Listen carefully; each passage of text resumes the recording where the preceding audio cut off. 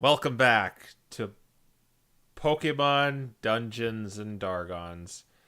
I am your host, your GM, your DM, the Gold Crow, and with me I have my wonderful friends with me. And could you introduce yourselves? Wonderful. Well, not introduce yourselves. I think everyone knows who you are at this point if they're watching. So why don't you do the recap, whoever? All right. We started off last session fleeing the mimic ship. Blew a hole in the side of the hull and jumped out onto our boat, and only for the entire ship to come alive and begin giving chase to us. Uh, Thanks to some large hand pushing from Bree and Sib, we got to shore relatively unscathed. Got rammed and the Arakella's siblings fell out. Bree took a bit of fatigue from that, but other than that, it wasn't too big of a problem. Having used her 5th level slot, we couldn't teleport home, so we did some basic survival stuff for most of the day, including fishing, in which we did fairly well, including Bree getting a nat 20 at scooping crabs. We searched for meteorites and found a giant crystal, possibly the largest one we found so far, but discovered that uh, the suspicions that meteorites were in fact spawning dungeon-type creatures was true. We noticed some, for lack of a better term, footprints cut in the, I believe it was sand, all the way from where we found the stone to the ocean, indicating it may have been the mimics that we fought. After that, we also collected some firewood and then bunked up for the night and intended to sleep through it, but were viciously attacked by a whole bunch of nat 1 rolls and were forced into a fight with a significantly sized group of gnolls and a shaman. Sib was more or less MVP of that fight after we threw him out of the ceiling of the tiny hut and he exploded on them all. And the shaman got away, but otherwise we were able to take care of them, find a different, more secure spot to sleep, and teleported home the next morning. All right. Well, you have inspiration for this session as we dive into after you had casted teleportation circle as you are jettisoned to the northern side of the continent into your new appropriated home in I don't think it has a name yet, does it? Not really. It's just the ice fort. Yeah. But you begin materializing inside the library of your abode, and as your vision comes into focus, you notice something a little different about the library. All the books are now off the shelves, or are in intricate piles all over the library. Are the He, bookshelves gone? The bookshelves are there. Oh. our illustrious friend started reading. I And almost as if on cue, you see the small, you see the Cyndaquil, that's not really a Cyndaquil, appear from behind a stack of books. And he looks at you, hoity, chin up, and says to you, "If you are trying to impress me, you are doing a very bad job." how so? You mean with these books? Well, first, when I got here, some brute tried to take my head off. That would be After Ezek. after Pandora and Returnatrix got to shoot him off, to my delight, I saw I was in a place with a wealth of knowledge. But then, to my infuriation, I looked at the shells, and nothing was in alphabetical order at all. Not in any language. Not one. It was disorganized. Does an impidimp do the upkeep around here? Well, let's put it this way. For all we know, it did. We just barely acquired this place. Bree wanted to sort it out, but we figured getting you was top her priority. Besides, it's not like any of us understand. I assume this is, uh, in the language of the Ice Kingdom. All these Actually, I books can here. read. Actually, I figured out how to read it. Never mind. Well, you should have done that sooner if you want my opinion on the matter, but I am now taking the liberty of... I think I shall dwell in this area of your keep, what you want to call it, and I will organize the books to my liking. Alphabetically. Alphabetically. Anyway, there were some things that we needed to discuss. So why don't you gather the other two? Right. We need to figure out where Thor and Eslith are.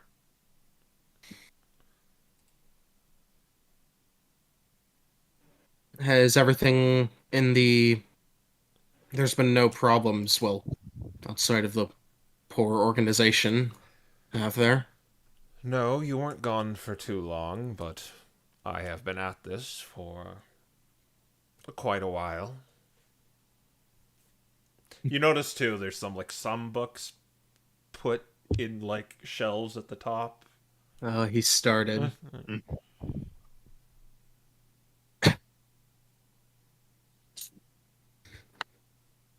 It's a shame we don't have that seal still. Those unseen servants would come in handy. But yeah, let's find everyone else. What is the next move, anyways? Kind of looks to the rest of the group. Are you just going after Thor or Eslith? Well, we need to go back to the MDRA. All right. Why are you wasting time there? I'm not entirely sure. I'm expecting that we'll be told once we get there. Weren't you called for that? Weren't you called on that, Sinbad?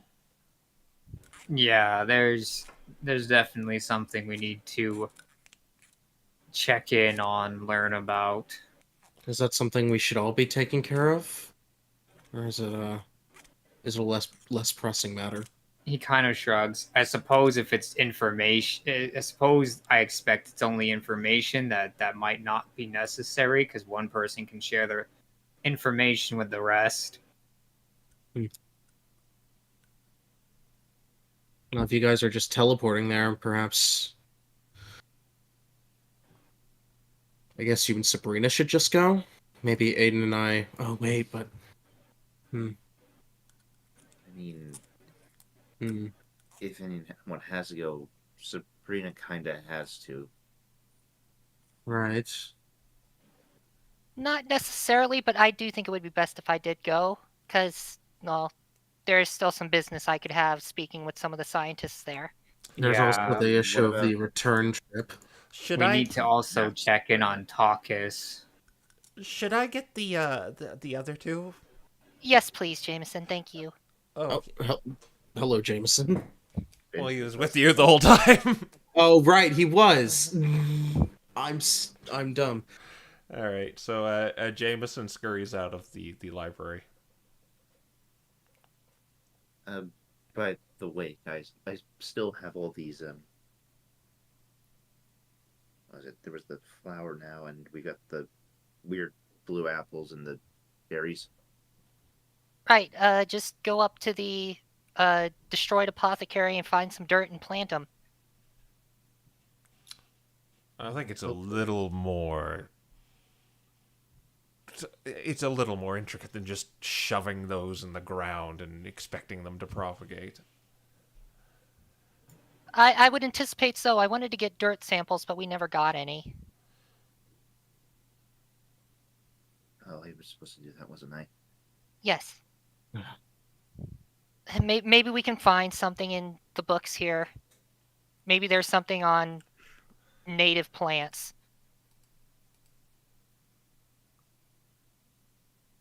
I think I saw one, but I don't know where I put it. Well, we'll find it eventually. Well, I guess you said you can read some of the books, Sabrina. Maybe you can help with sorting. I wouldn't mind. Though I do have some other things I want to do while I'm here. I'll need your help for that, Aiden. More things related to The meteorites? Yes. hopefully they don't blow up again.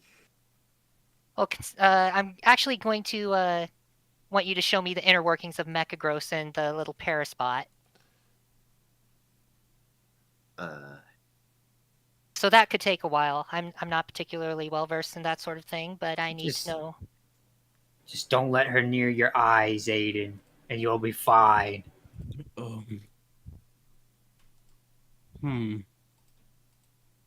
Just shrinks back a little bit, considering he's seen some of the experiments that Civ has undergone. Don't worry, I'm not trying to get a spell into my spell book. I would rather much prefer not to be a test subject. Don't worry, don't worry. Sib's the only proper test subject for that sort of thing.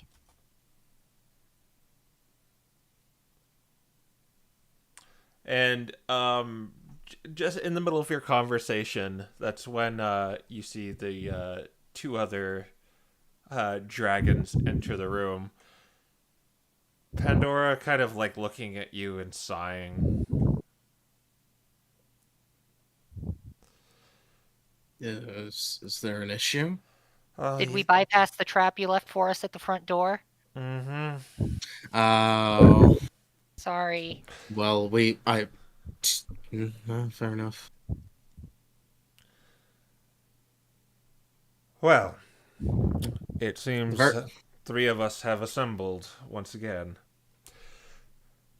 Yes, yes, Alderion. You are the wisest among us, and we perhaps need your guidance. Well, I'll tell you exactly what I told these four that you have confided in is we need to find Eslith and Thor. Very promptly. Do you have any Yes. idea of where they might be? Well, I do. From what I understand of my recollection of being part of that beast, you can correct me if I'm wrong, Silverworm and Copperworm, but it was like a vivid dream, or I guess nightmare, being a prisoner in something else's body, and I remember details, and though these things were perverse echoes of us, it seems they shared similar qualities. Like, for instance, it took refuge in a volcano. And where did yours take place? Well, mine was in a cave underground. And mine was, well, it used the whole ice continent as a hunting ground, pretty much, if I remember correctly.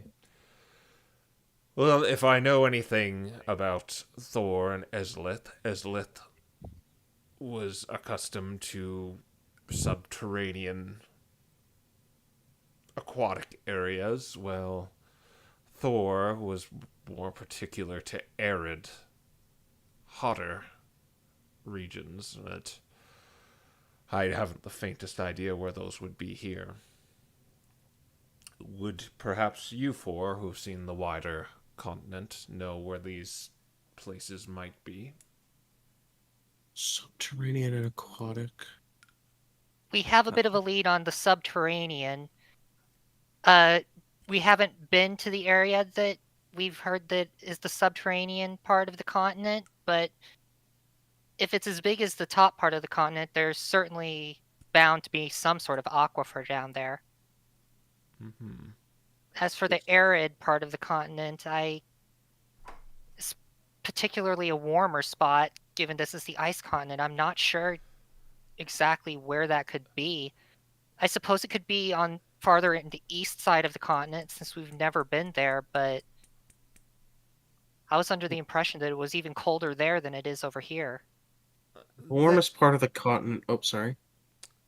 Pandora pipes in and it's like, there is no arid part of the ice continent. Perhaps they're both underground? Hmm. In fact, if you wouldn't mind, what I mean, I'm not entirely sure if, sorry, did those monsters share some of your skills as well? The ones that you possessed while in your form as a great worm? Yes, they did. Did Thor ever have a particular affinity or ability to summon assistants, elementals, anything of that sort? Anything within any control over lightning? Well, The bronze worm held the power of lightning, yes, but he was never able to summon creatures, no. so those aren't from him. That ability is something that the deities, the ones you call the legendary Pokémon, possess. So those elementals are from Vulgar, maybe? But that doesn't make sense still. Why were they... That's regardless, that's off track, but at least that buries that lead for now. Wait, Hmm. wait a minute. Fulgur, the deity of lightning. Yes. We've encountered them, at least in their current non-physical state. He kind of looks to the rest of the party.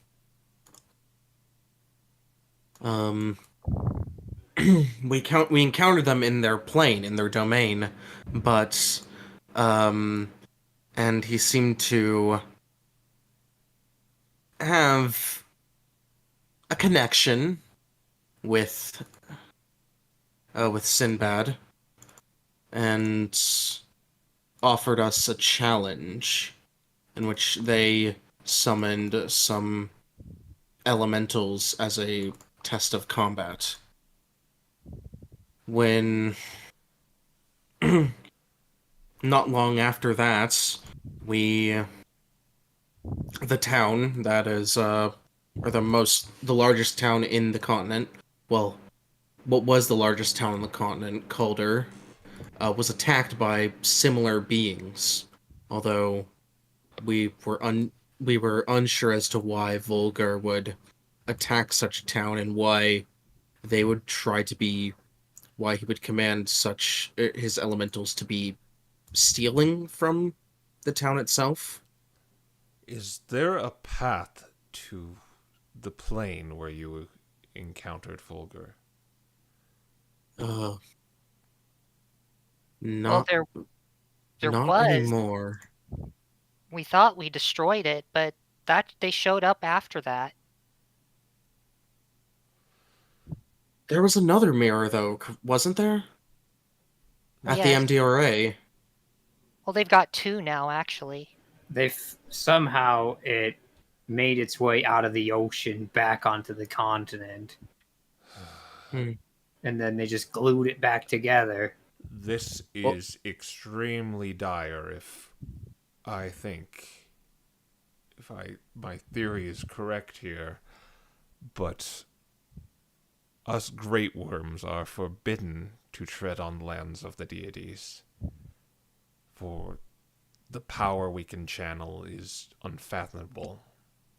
We are custodians, we keep balance, but if these echoes of us, those echoes of us don't abide by this, we could be in big trouble if the echo of Thor is there. I would describe that plane as being particularly arid. Certainly wasn't nearly as cold as this place as well. This is effectively this is extremely bad, and it's what should be dealt with post haste. You need to find a way there and dispatch that thing. Oh boy. All right. so What? I mean, couldn't we just call in a favor from Fulgur and just evict him? If a great worm is there with our powers, Fulgur will not exist. Oh. And that great But- worm will rule that plane. And the power he will gain from it will be unimaginable. I think we have our next trip in mind then. Well, I So- suppose we do have a reason to go to the MDRA then. So Fulgur is essentially just gonna be replaced by Thor. Yes. And using that power, the power of Fulgur is the plane itself. And if that creature becomes the plane itself, it could leak into and assimilate other planes. Well, Ah. that might be a problem for me. And not to mention when he's effectively I don't know if he could take it over. Not while I'm alive, anyway. Not completely. Well, this kind of mean, presents a problem for us because if we're going to go in there and fight something like that, we're probably going to want Ezek's help, and I don't think the MDRA would appreciate us bringing him there. So we're going to need to take the mirror here, and I don't think they're going to give it up easily. I think thought of it's something. easier to get Ezek there than to get the mirror here.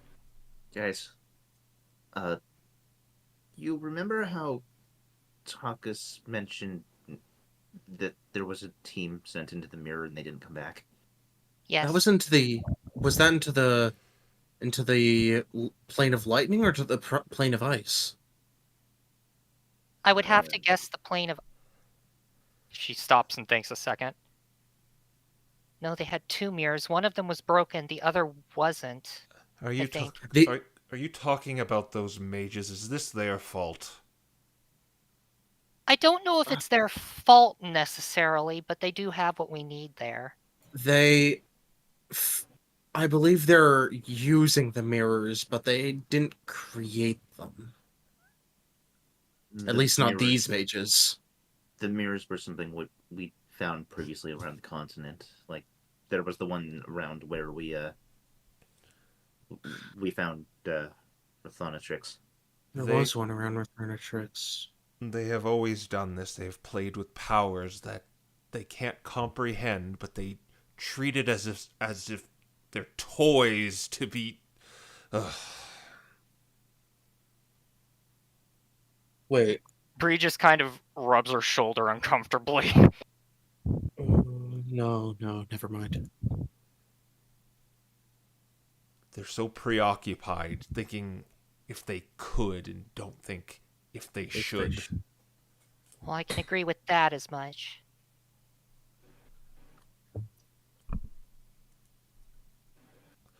But I mean, either way, Fulgur, to some extent, lives inside of me. So by going in there, are we putting ourselves in a better or worse position against Thor? well, if that's the case, he can't fully take it over then if a piece of him is in you.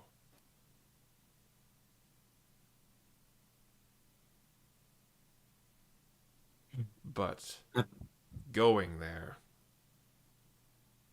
if you die,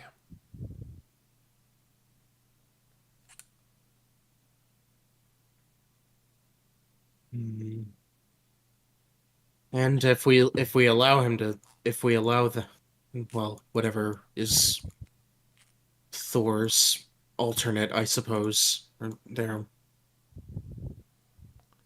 Regardless, if we allow them to stay there for much longer, they'll only grow in power, would they not? yes. Especially given their control over the plane, especially if they're gaining control over the plane itself. What I witnessed, the echoes of us grew at an accelerated rate. And this is why this must be dealt with post-haste, because if they reach the state of Great Worm, you have no chance.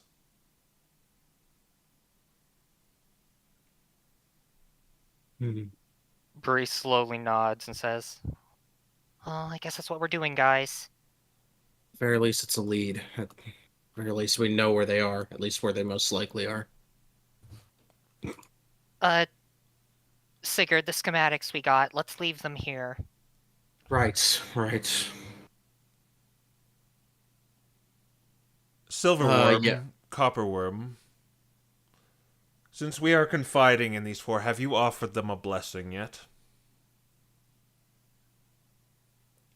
What? That's when Alderion kind of puts his hand against his temples and. Oh. Were you able to walk without me around? Sorry, we forgot a lot of things after being out for so long. Yes, we can offer you blessings that might aid you in your quest. This was reserved for continents, kingdoms, back in our day. But I suppose we should confide them in you and use them responsibly towards our cause. Well, every little bit helps. That would be greatly appreciated. Silverworm, Copperworm, do you need a crash course on how to do this again? Yes, perhaps. My mind is a little foggy, too. Is there any way we can perhaps help with that memory issue? If there's any important information that's being forgotten, perhaps even by yourself, he looks to Darion, that might pose for dire consequence. The only thing I don't remember is how we ended up like this, that's all. Well, even that's extremely important information. We were flying towards the kingdom of Avergel, and then it's like that instance where you fall asleep, you can't never pinpoint it. But here, I will show you. Okay, and so mechanically, I'll explain this. Okay. Is These three can offer you a blessing that will last until it expires, until you use it. Basically, you can only have one active. All right. Okay. Is it party wide or? It is character? party wide, and one of you four can activate it. And what it basically is okay. So with the Goldworm's blessing, is any of you can use an action, and you will have proficiency with anything for an hour. Interesting. Mm-hmm. Could be useful with this sword, actually. Now, when you say gain proficiency with anything, you mean one specific thing, right? One specific thing, a skill, a Okay. tool, a weapon. For 1 hour, you are proficient with it. The Silverworm's blessing is, as an action, you can move up to your speed without provoking opportunity attacks, and when you move 5 feet to any other creature during this action, you can restore a number of hit points, 2d6 plus Returnatrix's wisdom modifier. Interesting. The Copper Blessing is, as an action, you can create a perfect illusion of yourself that lasts 1 minute, or until you lose concentration, as if you're concentrating on a spell. So if you're concentrating on a spell, it'll overwrite that. The illusion appears in an unoccupied space you can see within 30 feet of you. As a bonus action on your turn, you can move the illusion up to 30 feet to a space you can see, but must remain within 120 feet of you.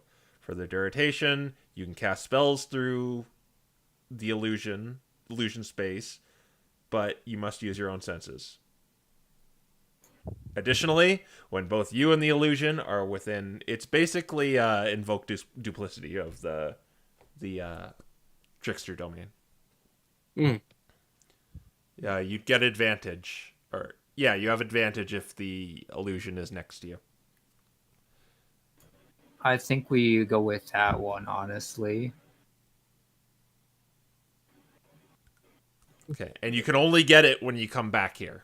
Meaning, if you lose it out in the continent, then you can't get it till you come back here. Another one till you come back here.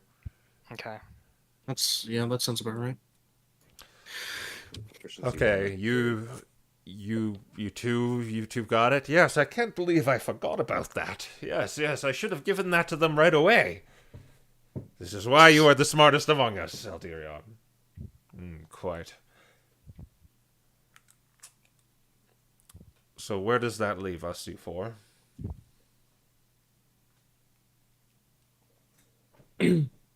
Well, unfortunately, we have to wait a day for me to be able to teleport us again. At the very least, we've got a location. That's a lot better than I thought we were going to have. Well, time is of the essence. So, use it wisely. Yes. Was that mirror working? Do you remember? I'm gonna have to. It's been a while. I'm going to have to get more specifics from Professor Takis once we go there. I'm pretty sure that they got it put back together. They At were least able last- to enter. They were able to enter one of them at least. They were able to enter the ice mirror because one of us told them about it, I think accidentally. Sorry. Yeah, it's fine. I don't remember whether or not that mirror to the plane of lightning was repaired, though. I think Didn't they say they- you needed the meteorite of a certain size? I think so. They said that, but I don't know if that's actually true. I mean, we I'm did pretty make our sure- little. Yeah, I'm We did pretty make sure. I remember Takis put the putty on it. I remember it being cracked, but I could be wrong. Hmm. We'll find out tomorrow. Yeah, we can talk to him. Right. In that case, We could always give them a forward and just ask if he's got it repaired already. And if he doesn't, we can say, get your stuff together. We're coming tomorrow with a chunk. I'm not going to tell him about the chunk just yet. Well, if it's already repaired, we'll never need to.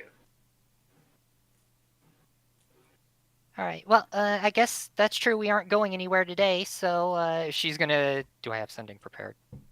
Mhm. I do not have sending prepared. Oops. Okay. So that's gonna take her 10 minutes. You guys have anything else you want to talk with the dragons about? which blessing did we decide on? I mean, my vote's copper. I think the vote is on currently on Pandora's. Who would use it? All of us. Lol. It's floating above all of you. Anyone can choose to use it. Yeah, but okay, Who would but does each of us get an image then, or just the person who used it? Just the person who used it. See, that's what I'm asking. Yeah. Yeah, that's Oh, but one person chooses to use it, but then we all can do it, right? Wait. No, just one no. person. So it's more like anyone in the party can activate it, but the person who activates it is the one who controls it. So and if it's Sib, just that one. yeah, if Sib uses it, we get an image of Sib. If Aiden uses it, we get one of Aiden, Mhm. but we don't get one of each of us. It's a party wide charge that one of us can spend, and once it's expended, it's done. Yeah. And remember, it's a concentration, so I mean, that still bodes pretty well for Sigurd or Aiden either way. I guess that's fair.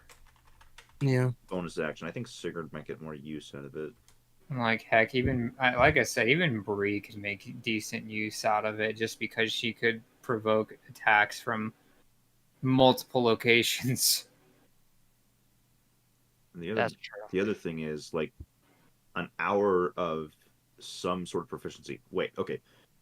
Can you add proficiency to something you already have to get expertise? No. Okay. That'd be really funny. Yeah. This is just if you don't have something, you can get it basically. No. Not Say bad. put you in that situation with the in the boat. You could say land vehicles, and then suddenly you're going at normal speeds instead. Right. Yeah. Honestly, that's why I'm still thinking of it going for the gold dragon. Could certainly be useful. All of them are useful. Yeah. But I mean, we're about to fight Thor here, so I'm still thinking copper's Potentially. probably the best one. yeah, I think if we're intending on going to fight Thor, then Oh wait, one more thing.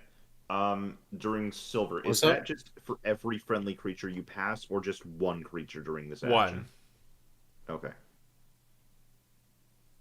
Right. Pandora says if you're gonna use my powers against that, it's probably not gonna work against a dragon. oh, they have true sight, just like Pandora. In that case, I think we should go with the silver, since if someone goes down, it makes it that much easier to bring them back up. I mean, you have to use an action to do it anyway, which we would be mean- spending to get them up anyway. You get more movement speed out of it. You get to move and don't provoke attacks of opportunity. You get dash and disengage together as your action. Oh, this is the peace cleric thing. I just realized. Dash, disengage, heal as one action, but That's actually quite good. Yeah, It is quite good.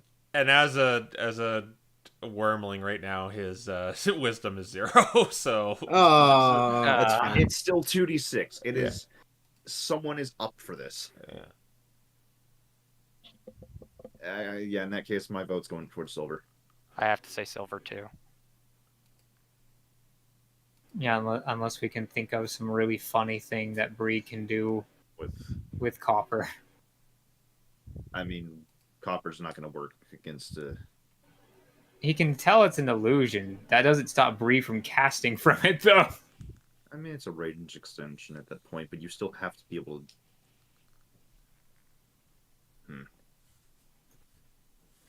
We're taking too long. Let's just silver it up, I guess. All right. Gather around, you all. And he reverts back to his true form, and he shuts his eyes and begins murmuring in sort of this hymn prayer manner.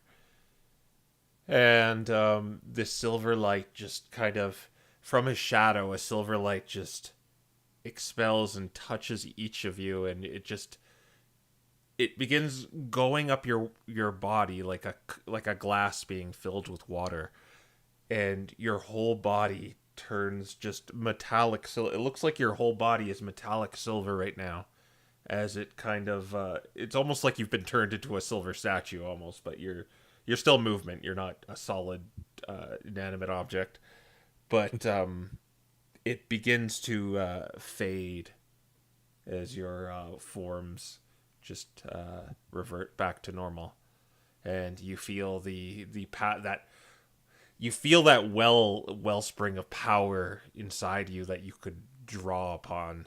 It feels cold but soothing. It's like that when you get like that Vapo rub put on you.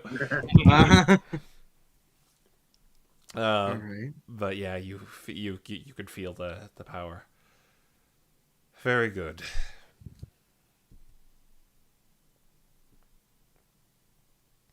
All right, Bree's gonna start putting that sending spell into her meteor focus. Okay. Alright. What do any of you else want to do anything around the keep? I mean, I still want to figure out potentially planting this stuff, but it's not going to be that simple. Well, we're Given gonna that be going. Once we get to the MDRA, we can just ask them about the. Do we want to just give them more information about?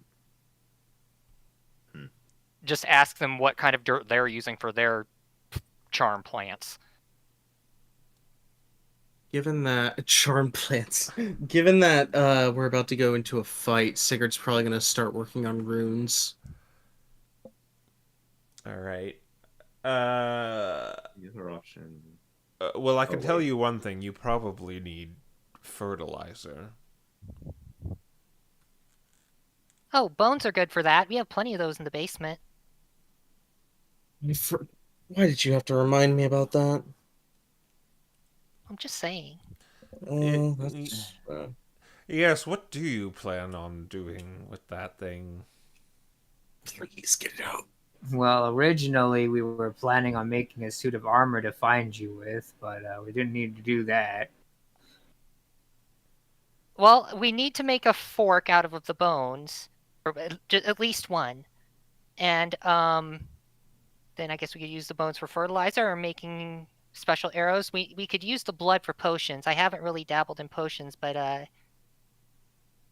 well, I've got something else I need to work on, but we'll get to it. I don't think we really had many ideas at the time. It was just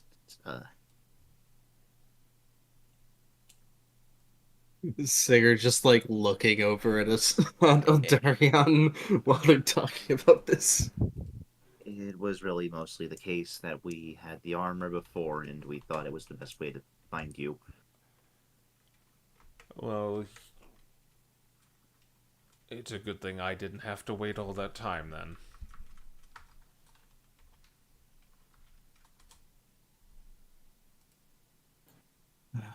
It would still prove useful.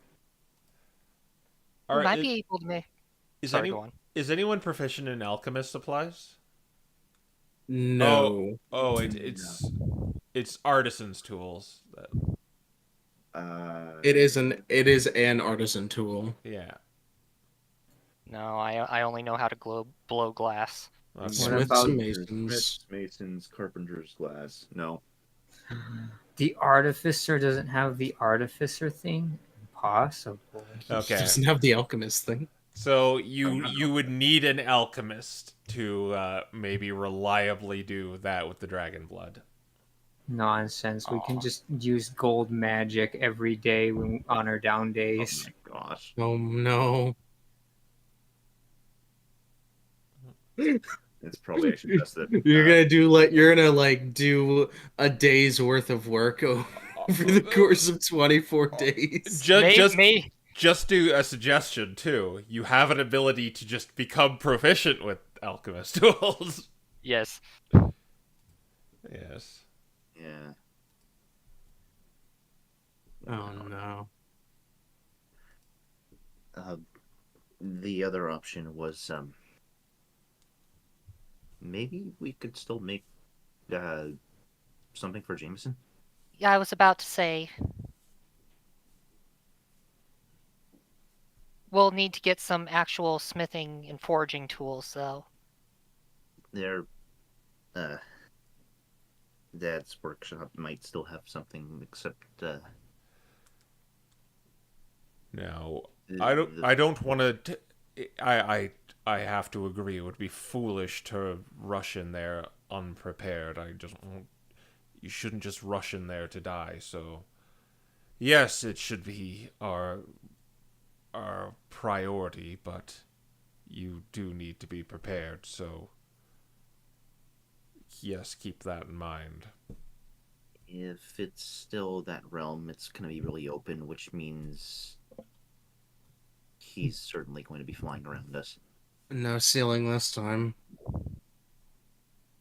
Maybe I should try making some of those net bolts I hadn't planned. Yeah. Though they might be too small. I mean, I'll be honest. I'm not entirely sure what to do here because he's going to be immune to all of my strengths. You've got magic missile, right? That is not going to take down a dragon. No, it's not, but chip damage is chip damage.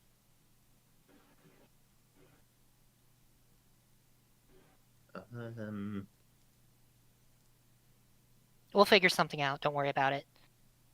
I was wondering if maybe I could make something for Sinbad, but Do we still have the force balls? Yeah, I still have some of those. Well, there's one option.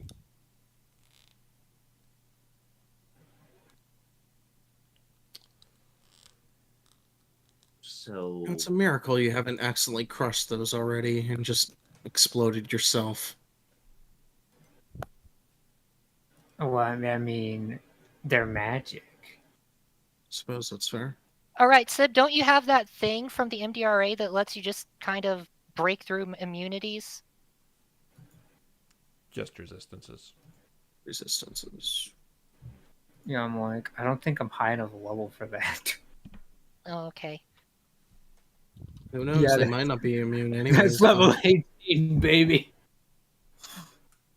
We are getting there. I mean, who knows? They might not be immune.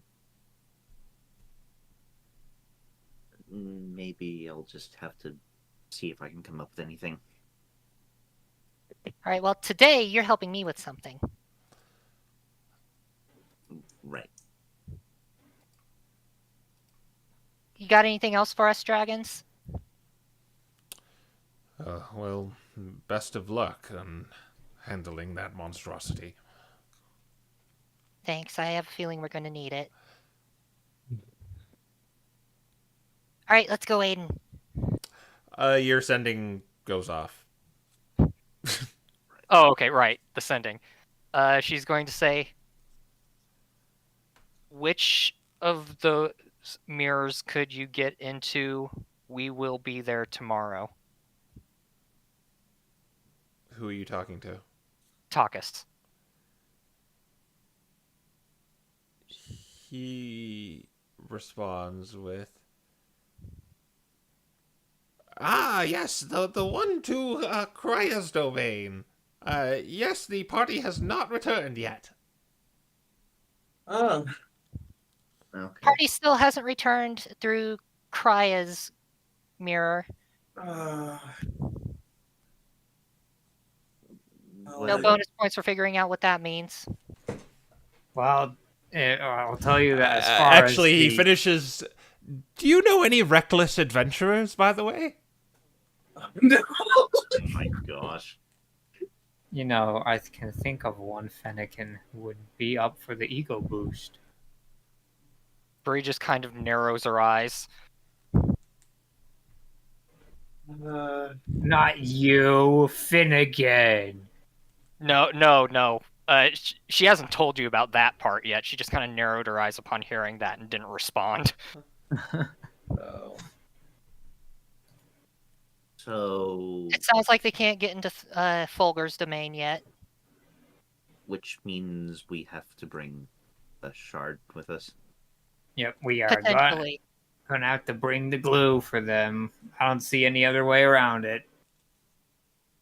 Unless I can teleport myself there, or unless your banish spell banishes me there now that I'm cursed. You know, something else I was wondering.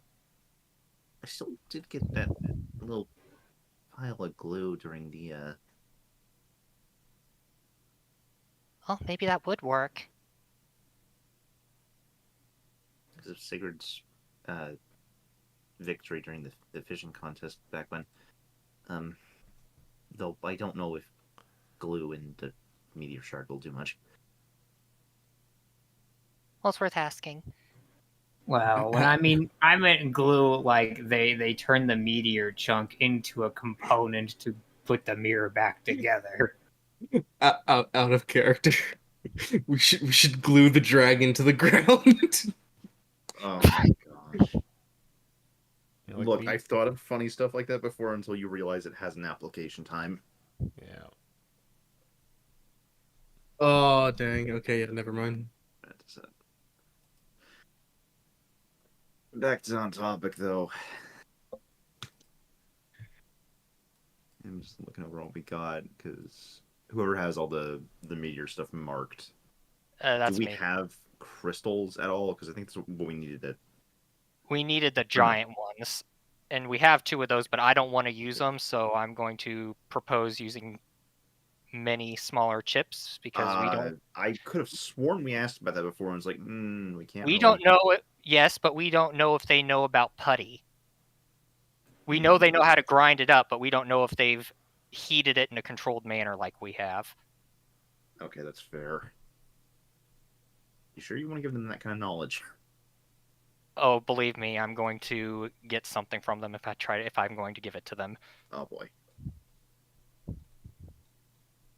Hmm.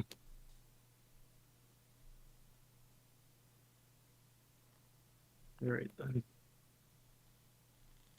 Okay, so we got our answer back from Takas. So no word on the other mirror. He didn't say anything about it, no. He probably would have talked about it if. Yeah, So it's probably still broken. probably. Now, show me what's inside Mechagross. And Paraspot. Why? I need to know how their circuitry works. It's not even remotely close to how magic works. Right now. I have an idea. Remember the Enigma meter? Yeah, I'm gonna need how. I'm not just gonna let you modify either of those two unless. Well, of course not. That's why I need your help. I just want to know what it looks like inside of them, specifically how that meteor we gave them is incorporated into Mechagross. Okay. Come on, let's go to the workshop. And she just kind of drags him and starts pulling him.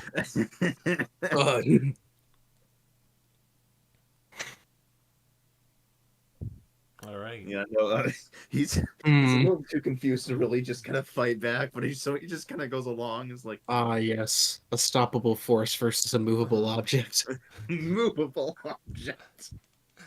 Sinbad, Sigurd, what do you plan to do? So, comprehend languages is only an hour. So what Sigurd's planning on doing is he's gonna take Sabrina's advice and kind of break out the blueprints. Kind of maybe is there's a desk over here. Yeah, there's a desk over here. Yeah, there's plenty. There's like tables over in the library. There's plenty of places to sit down. Yeah, he's gonna like find a area in the library that isn't disturbing Aldarion and his books. Is gonna like spread out all these blueprints and he's gonna try and glean some information out of them. After that, he's going to do some rune carving. All right. And Sinbad? I don't know. I guess I'll just go tree chopping. You're probably not going to go alone, so Jameson and Isaac would probably go with you. Yeah. Just constantly restocking the place every time we can. We should probably drop off that food we got. Oh yeah. Yeah. We got some way food. more mouths to feed at the fort. There was also some weird. Oh yeah, you already have the weird food. I have all of the fish. Ezek will be pleased. All the weird food is still on me, so. Is anyone proficient in a herbalist kit? No. Mm-mm. Okay. More things to worry about when I get that ASI. All right. So you're all going out. We'll do this in order. So Sabrina and Aiden go up to the laboratory on the second floor, top right room. What's up, right? And you're going to bust out the constructs, right? Yeah. Mm-hmm. Okay. All right. You summon them, Aiden, from your Mekaros is just walking alongside you. You pull the paraspot from your bag. Okay, one minute, I'm gonna need to latch a few things here. And he does sort of start taking some of the plating off of Mekaros, probably actually deactivates the construct. All right. So you notice trying to get to the insides now is a lot stranger. Like, it's modular now, and the plate where you lift the where you open it up, it used to be pretty crude, but now it's kind of very sleek. You've got to open lots of panels to get in there, and there's just a bunch of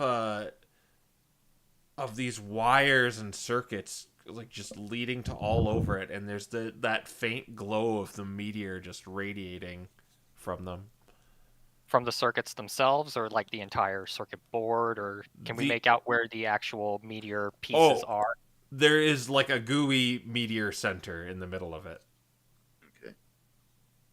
Yeah, as you can kind of see, the MDRA made this a lot fancier, and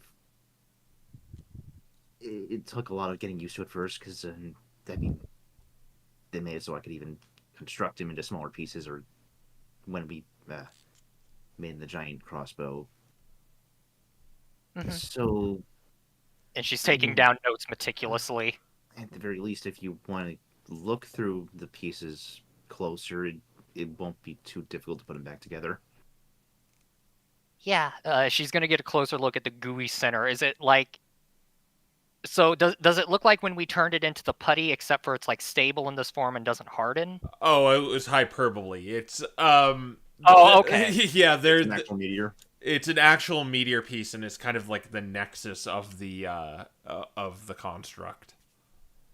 Okay. Does it look like the meteor's been altered at all, or has it just kind of been shoved in there? It's not been just shoved in there. It's been like kind of carefully put in a grove made for this shard, and like a lot of work seemed to have gone into this. Okay.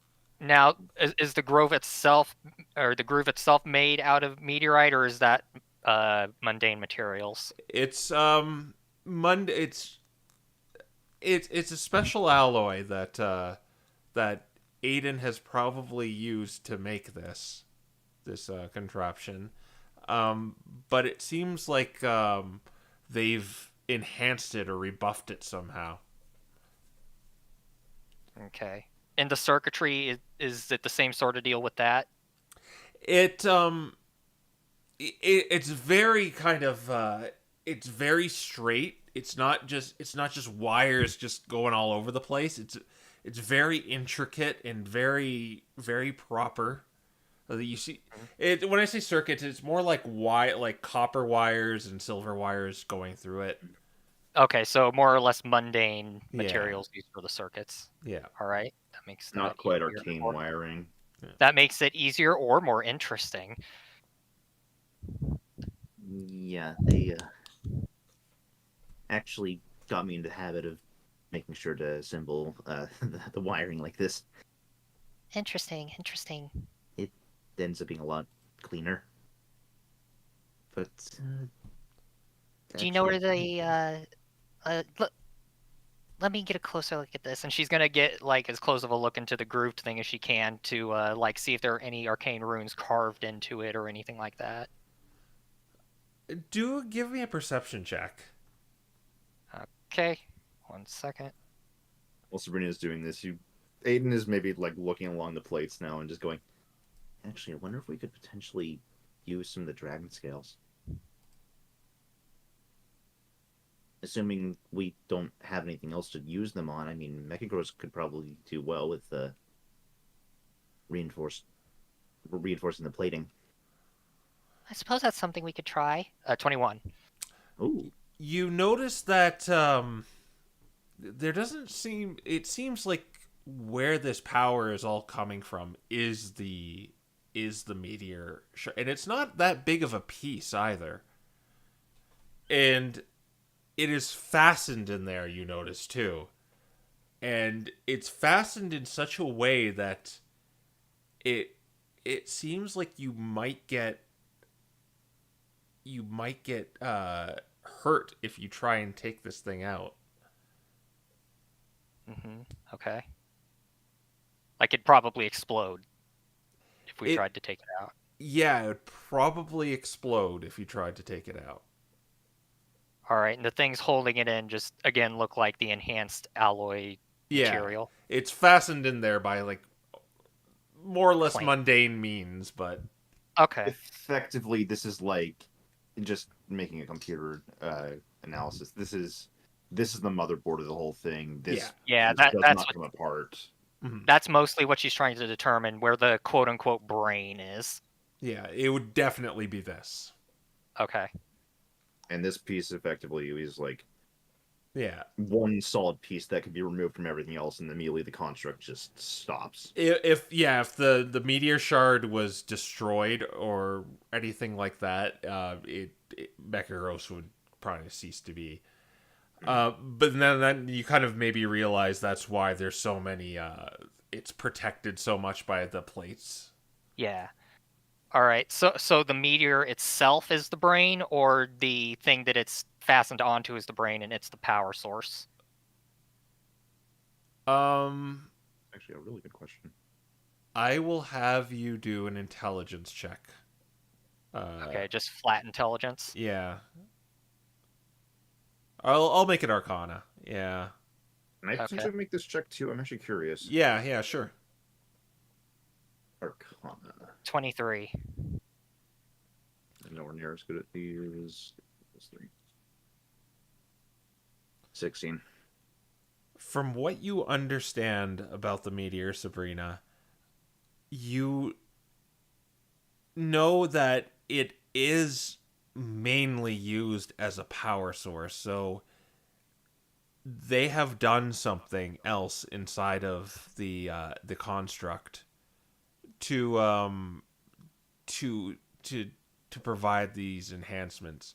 The meteor's power is it's very hard to fathom. That's why they're researching it so hard. So you think it is a combination of the meteor and what they have done.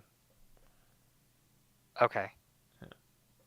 And Aiden, you kind of get that inkling too.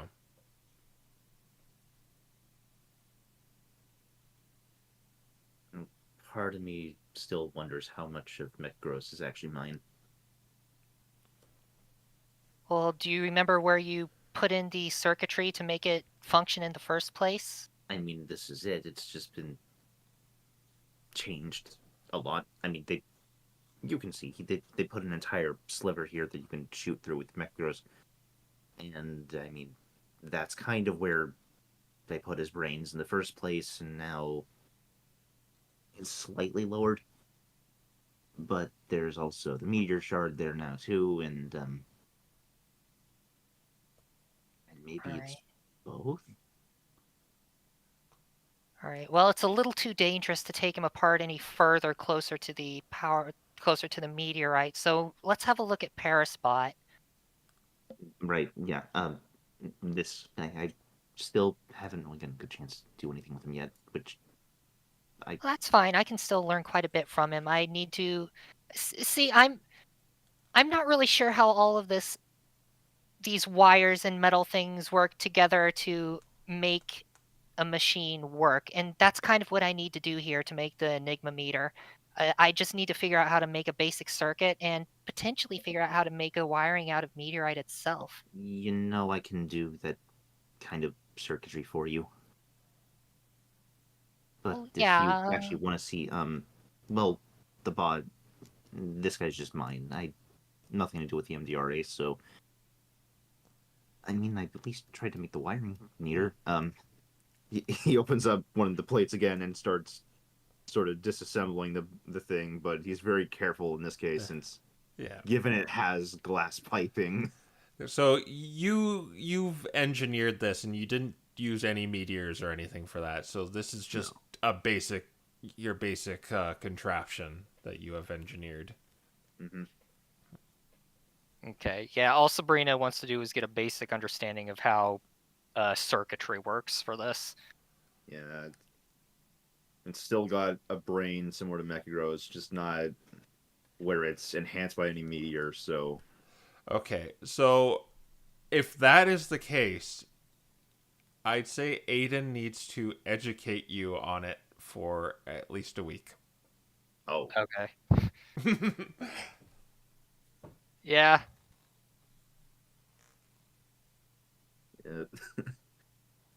Yay, it's two entirely different fields of science here. Yeah. As we will work together. As Aiden begins to explain it, it's kind of you start to realize this is two different things with Mechagros in this thing. In fact, it's probably boring to you because this isn't magic. This is just. You know what, Aiden? I think you're right. I think we should just work together, and you can use what you already know rather than teaching me. How does that sound? Yeah. I was just about to explain how all the circuitry works. Like the switch here. And it's just like a basic J flip-flop. Yeah. It's like logic circuits. Please. Mm-hmm. All right, let's go over on to Sigurd.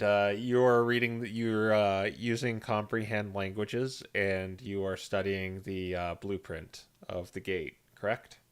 Yeah. I'd only do that for an hour, but... Yeah, but this is... you can get a general idea of what this is all about. So, it is a blueprint of a palisade, and there's a large door, and you can see that there are... It kind of has 3 floors. 4 floors if you include the roof. On the roof, there's 2 pulleys on either sides of these palisades that seem to be about 50 feet apart. And you can see that they're connected to the gate. And then a floor below, there is another two of these also connected. And what you infer from this is these need to be all open to open the gate. Okay. There is an entrance through the top and at the base of the palisade next to the gates. Is there any questions you have about this? Let's see. 3 pulleys, 3 floors, Four. roof, 2 pulleys on each. 4 floors. Yeah. Okay, including the roof. Including the roof, yes. Okay.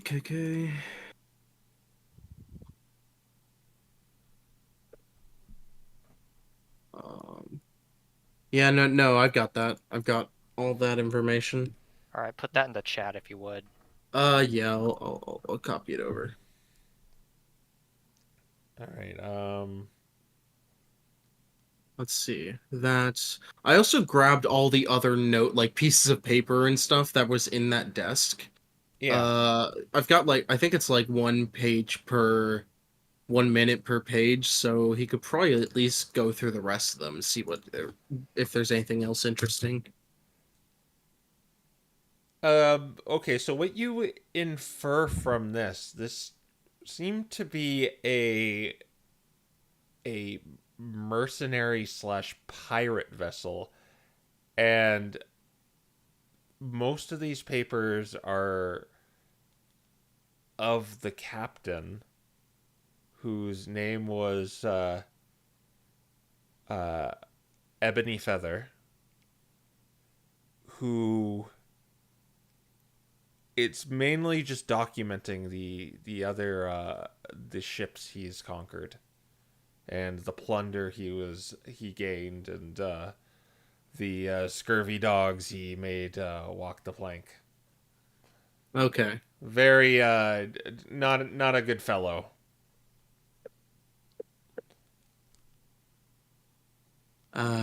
Okay.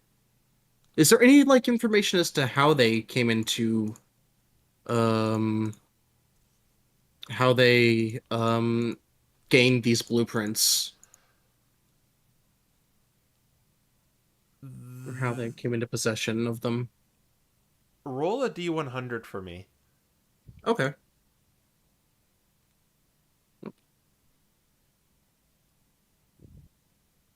$54. You find one page that is saying the new queen is going to pay us well for attacking the gate.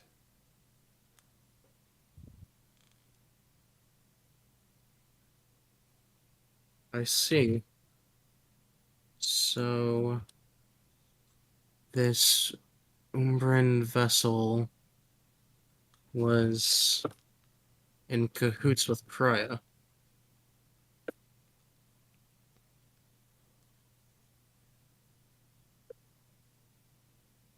All right. And there's one more. Metallus has sent drones.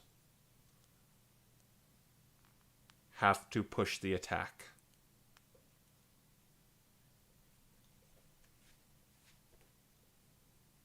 Metallus.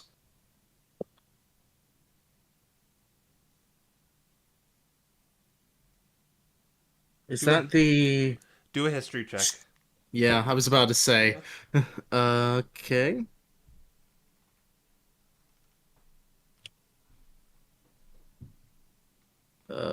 Yeah, 6. But is that the Steel Kingdom? You recollect that, yeah, you don't know much about that place, but yeah, you think that's the name of it.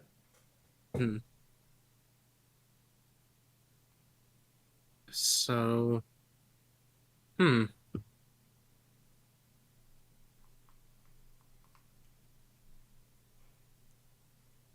okay.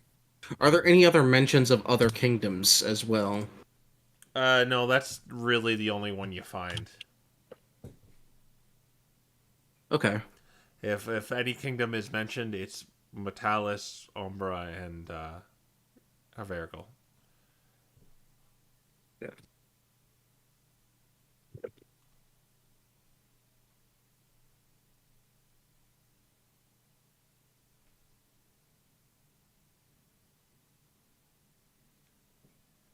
What are you reading there? Blueprints, or well, this is a blueprint. He kind of shows the maybe couple pages about the gates. These are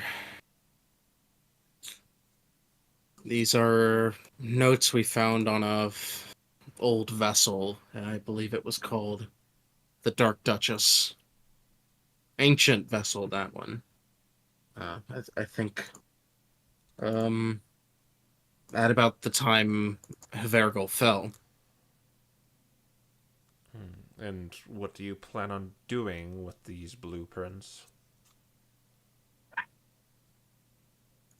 The blueprints, Sabrina, and well, I suppose the rest of the group intends to hand over to the Expedition Society. Them and the Hallowed Flames intend on mounting an assault against this very, well, palisade.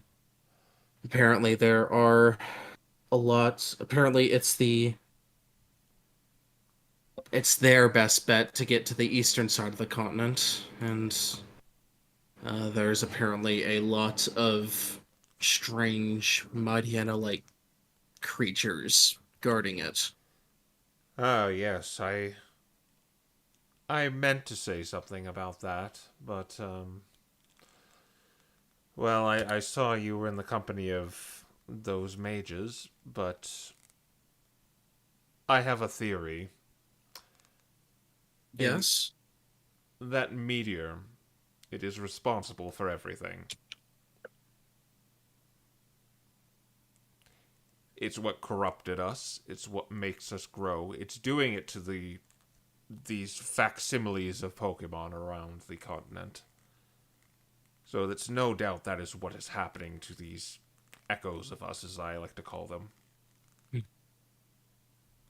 Well, that's certainly the presiding theory, at least for the Hollowed Flames.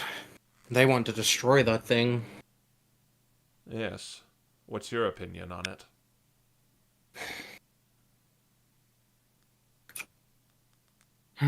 On one hand, it's a metal, just like, well, any other material from the earth, though I guess this is from the sky, so I can't quite say it's the same thing. It's dangerous for sure, and, well, destroying it might not be the worst option. It certainly has posed a threat so far. Really? I don't know. Then why do you wear it on your chest? Yes, I can see through that illusion, yes. Yes, that is... Well, yeah, I'm sure. That's the other thing. It's proven very useful. The MDRA have, well, they've made quite use of... Those mages have made some very powerful things in using this meteor, and while I don't quite trust them, their material is, and I can't deny that their tools have proven invaluable. He kind of like taps the suit of armor on his chest. This thing in particular has proven immense use to me. Yes, but look what it has done to us.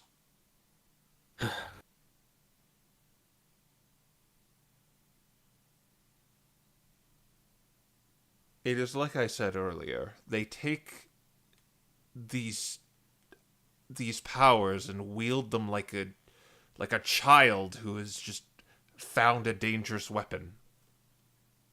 Mm-hmm.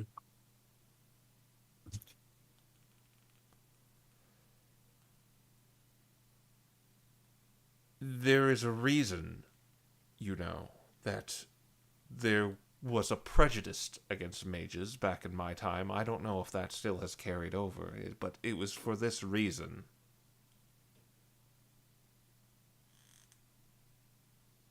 The prejudice is still carried by some, but not all. Everything they do seems to be a stride to get more power. I don't deny that. That's certainly the case. And from what I've seen, this meteor is it is something that I think needs to be disposed of. In my memories, I know that the Hallowed Flames, the ones who serve the trio, they are still active. I have seen them. They have killed some of the ones that dwell around the mountain. And if that is their objective, to cleanse the land of this rock, I certainly have no objections to that.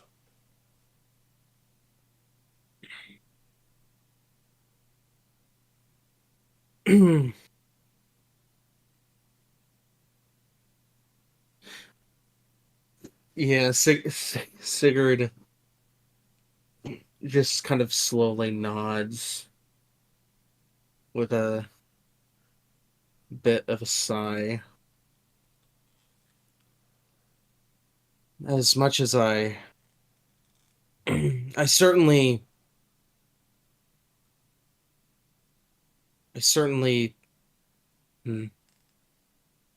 think I'm in agreement with them, and that the meteor is in fact a problem. Hell, maybe destroying it destroying it very well could be the correct choice of action once it comes to it. Let me put it this way. Our duty as Great Worms is to keep balance in the world. Don't get me wrong, I don't mingle with you like the silver worm likes to do. I don't know why he does that. And nor do I see you as entertainment like the copper worm. I do things for your best interests. And what this meteor seems to have done is throw a wrench in the gears of order.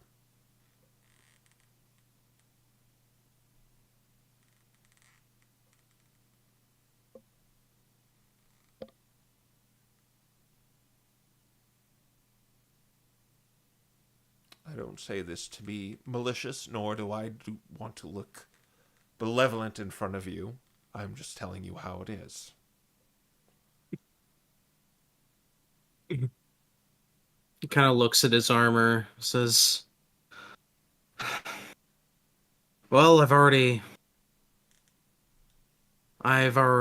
turned down or given back a suit of armor because the people who gifted it to me I didn't quite agree with. And I'm not opposed to doing it. I'm not opposed to doing it again.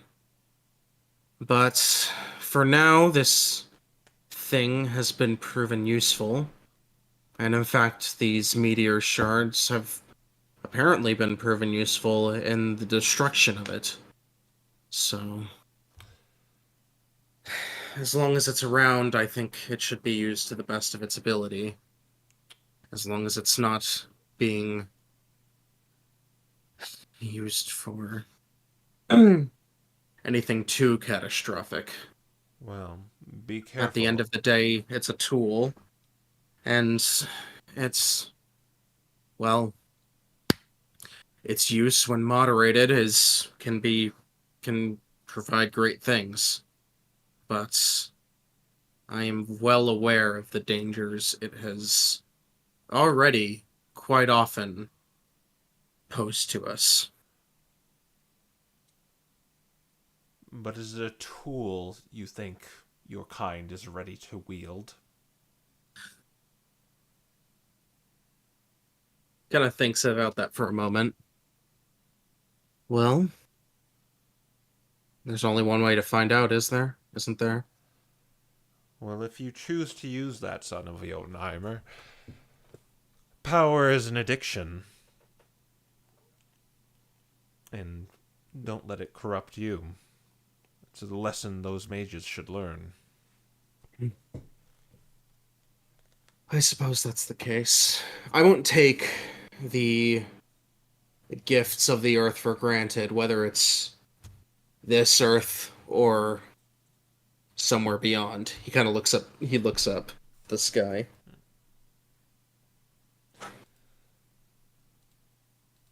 Perhaps this is from a titan in another world. Who knows? All I know is, from my stance, from my perspective, from my eyes, it has caused nothing but trouble. And I'll leave it at that. And he goes back to organizing books. Is there anything else you wish to do? Actually, so yeah, I think he'd probably, after doing that comprehend languages, um, he's gonna do a rune. He's gonna carve a rune. All right. So, make a check. Yeah, I haven't. This has not gone well recently, but yeah, I guess I'll stay in the library, just kind of carving out a rune. I'm gonna carve out. Let's see. I have one of those. I have one of those. That probably won't be useful in the upcoming stuff.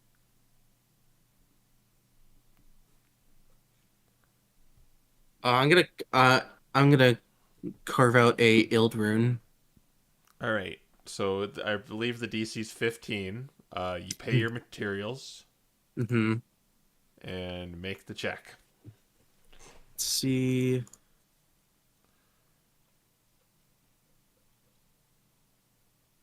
Oh, Dice Maiden's dead. Rip. That's not what it's supposed to be. It's a 10. It's a 10. It's not... Yeah. So you carefully carve into the rock, but then you maybe like sneeze and then like the rock breaks in two. Yeah, it just kind of breaks and like there's a misplaced hit and it breaks in half. He kind of like sits there frustrated for a moment, considering that probably took like a couple hours of work, just all of a sudden down the drain. Maybe it was the conversation you just had that was on your mind while you're doing it. And... Yeah, he's actually gonna turn around to Aldarion. Are they still in here at this point? Yeah, he's still in here. He's organizing books and he's really dedicated to it.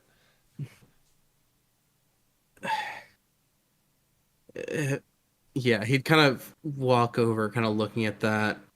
If you don't mind me asking, if you knew the Jotunheimer, what are these? He kind of presents the broken rune. I've never quite seen something like this in at least from where I'm from. Well, like I told you, your kind was nomadic back in my day. They settled on various different continents, and these runes were the ones that lived here. They used them to draw on powers, on their ideals, on their strengths.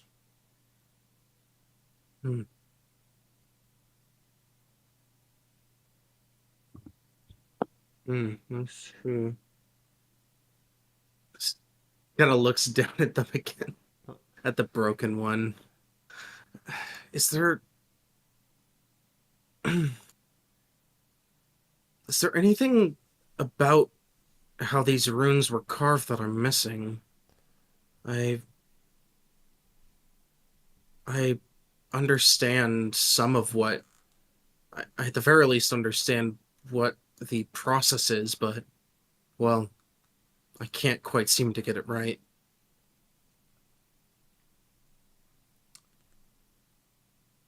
What are you asking him?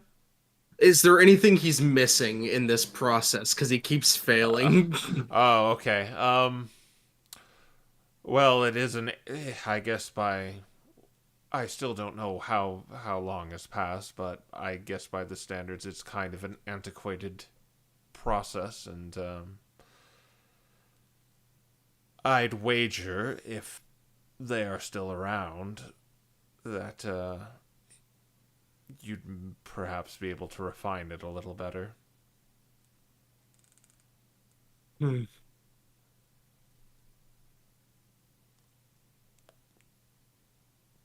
Hmm. If they are still around, perhaps they've refined it. I Thank you.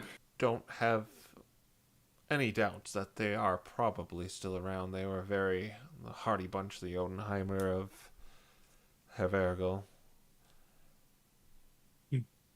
You see, you probably already know this, but dragon-type Pokemon, like yourself, were very much closest to us. I can imagine. And they could harness many different elements. Though your kind, maybe not so much, but it still dwelled within them. And that's why they were never in one spot.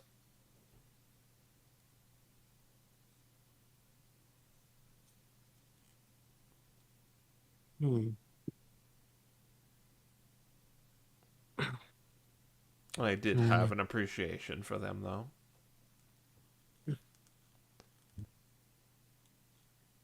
Nothing sentimental, though.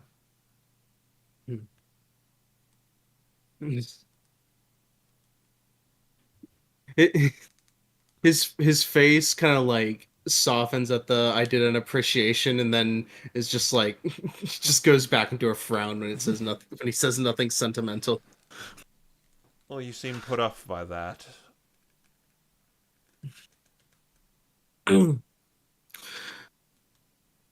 I just suppose I find your outlook off-putting. Yes, the silverworm, I can tell, feels the same way. I just don't see a point.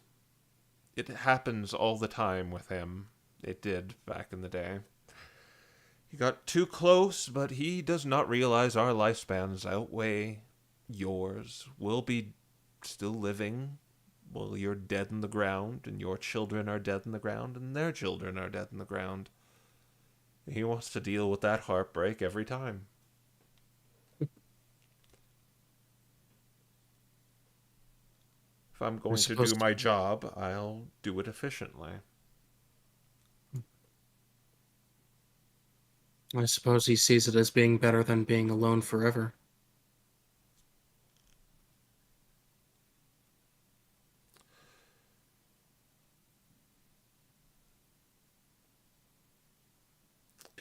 Regardless, at the very least, we are still active on the air continent, though I know not much of the other continents, especially this one.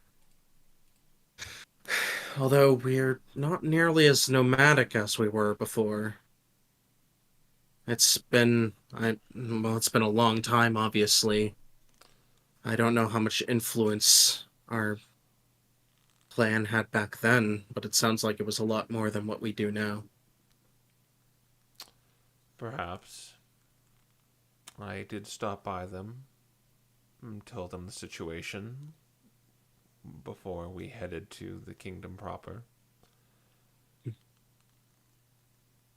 But my objective is to be a lore keeper, and that's what I shall do to better keep you safe, whether I be alone or not.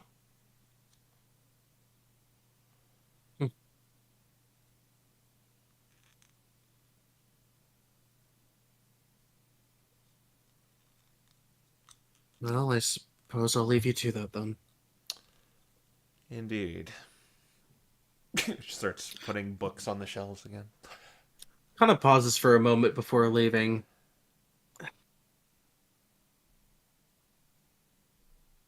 The other worms, are they siblings? Are you all siblings?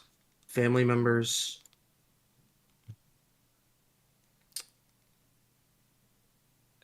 How does that go? It is... We are not born like you.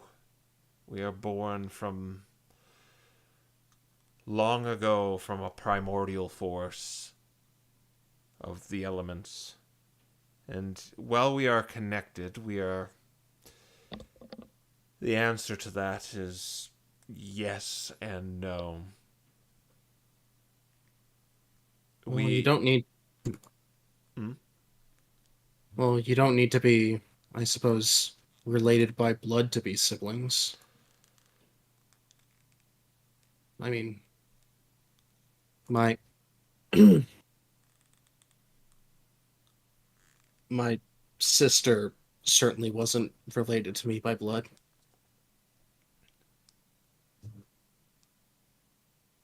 Well, if that's how you see it, then I suppose we are just cut from the same cloth, is how I'd best put it.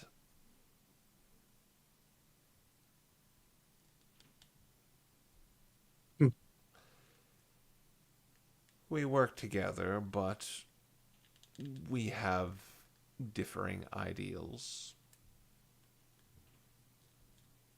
But I can assure you, what we all do is for the greater good. We do not overstep our boundaries, and we preserve order the best we can.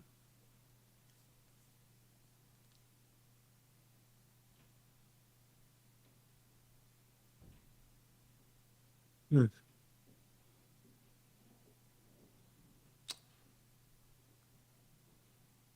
Have you read stories like these? As he points to he grabs one of the books. No? It's a non-fiction book of adventurers overcoming the odds through the power of friendship, camaraderie.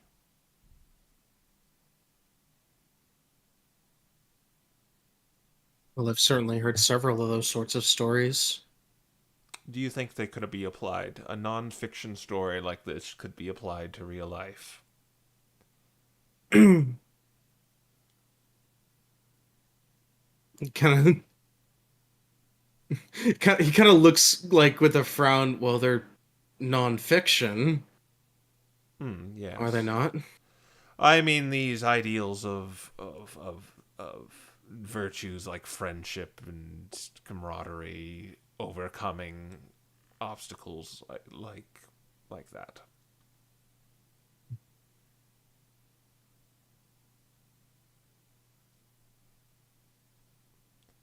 As much as I'd like to, as much as I wouldn't like to admit it, I... We're... I'm certainly stronger with my compatriots. I need them, even if we don't see eye to eye. Yes. I wouldn't have survived this long without them. Yes. That's why I pointed out the non-fiction. It seems like this gets applied to fiction sometimes too, when people say the same thing you are saying right now. When at the end of the day, friendship did not win the get day. It was just a collection of people familiar with each other with useful abilities.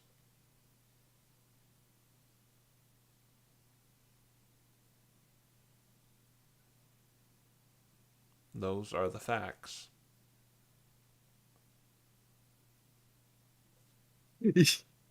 He kind of just like stands there like, yeah, that is certainly the most literal way of taking it.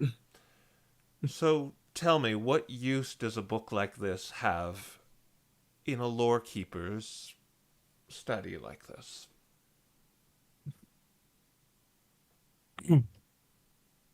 This is the nonfiction one, right? Yes, he's holding the nonfiction one as his example.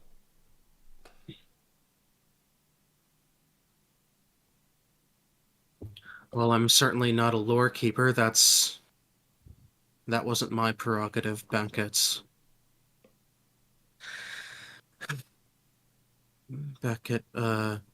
with the Jotun. But they kept those sorts of things all the time, if not to inspire the young inspire young warriors or arms such as myself, then to simply remember those who overcame adversity in such a way. Remember that it's an example to follow. Inspire? Wouldn't it be lying, though?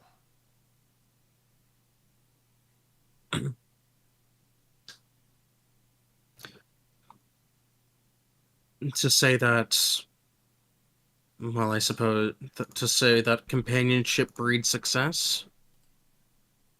Yes. Kind of frowns. I wouldn't say so. It's maybe it's an exaggeration or a overemphasis of an ideal, but the collaboration was certainly paramount to their success. What? He kind of looks at the book. It's in a language he doesn't under. It's in Herverigal or yeah. I'm sure whatever warriors that earned the I'm sure that whatever warriors earned that distinction to be remembered as such within within Havergal, I'm sure they would have said something similar.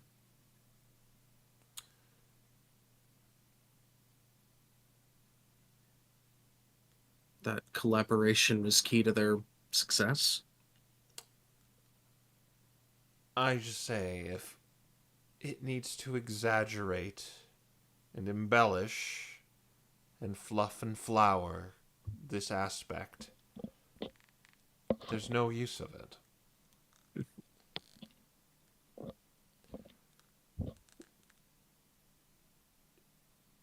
We should learn from mistakes,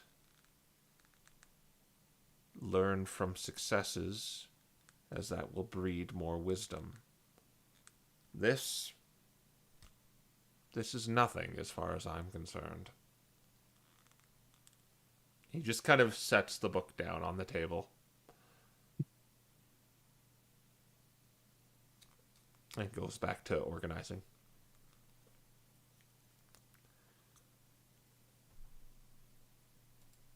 Kind of looks at it for a moment. Looks over it. Let's see. Sorry. Alderian? No, he looks at the book for a moment. Yeah, he glances at Alderian, but then back to the book, stares at it for a moment, says, "Well,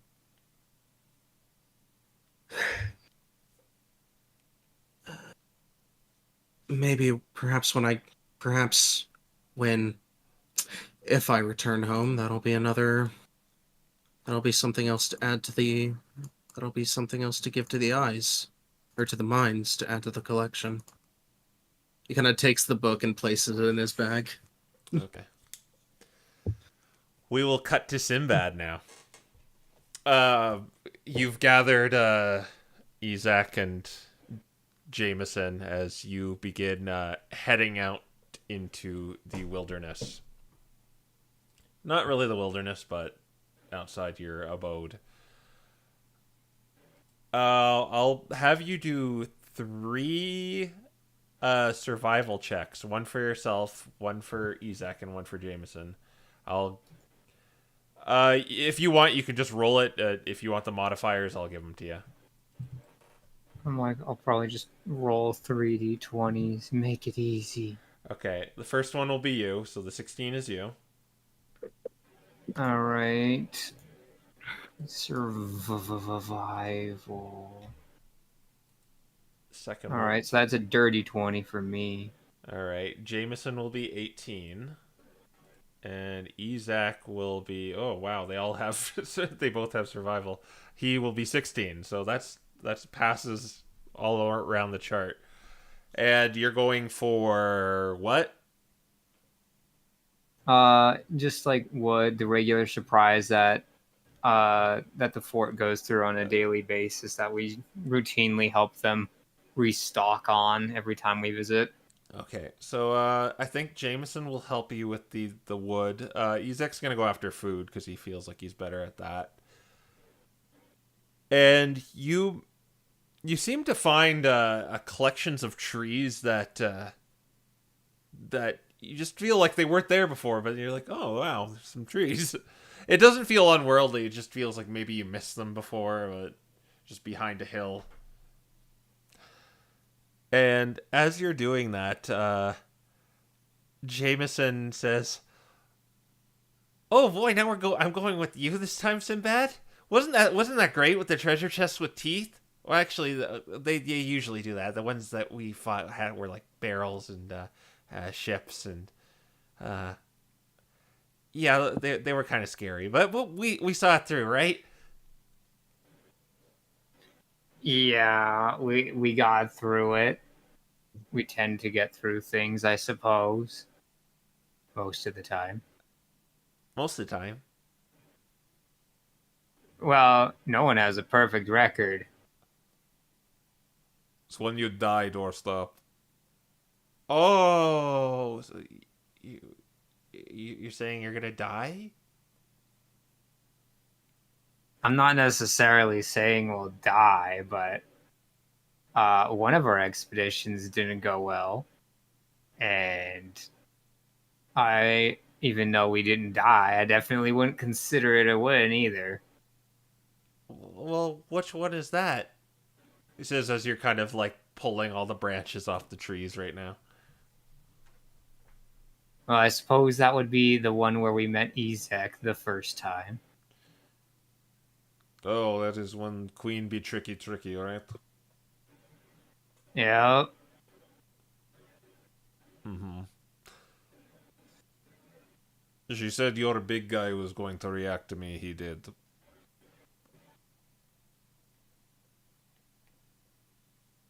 Yeah, she she probably knows him best of all. She hit it pretty well. I'll give her that. Well, the Queen's no good. She always causes trouble. She's always stealing from like the expedition, former expedition society. Well, I'm former expedition society. I'm not expedition. I don't know my status there right now because I think I'm dead according to them. But I don't like the Queen. She's evil.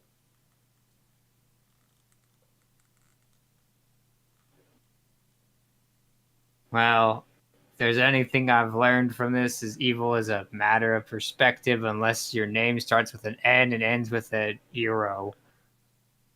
But she attacks the new members and steals all their stuff. That's evil.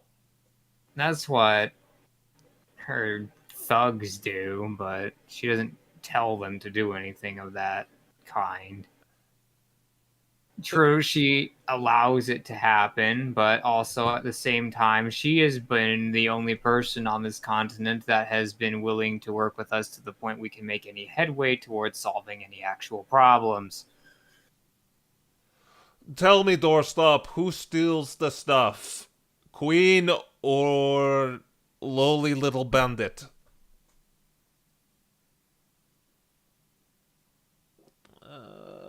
Lowly little bandit. He kind of shrugs. That is what Magic Fox Boy is saying.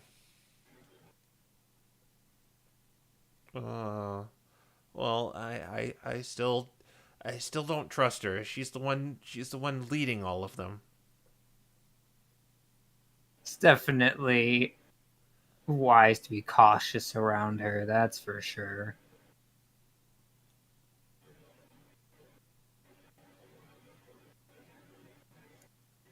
But like I said, out of everyone, she is the most willing to put forward to the cause that is of the most importance to the rest of the world. Or I should say, she is the least hang-ups about putting that forward when somebody is willing to pay her.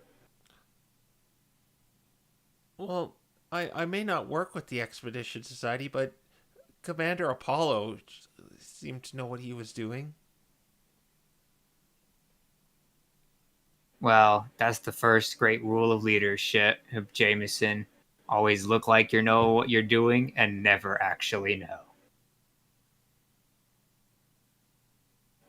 You see him like trying to parse that out.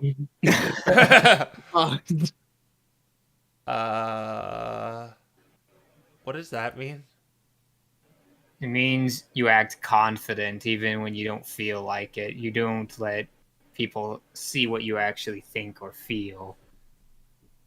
Oh, but Commander Apollo, he knows what he's doing. He's going to be the new the leader of the new Expedition Society on the air continent.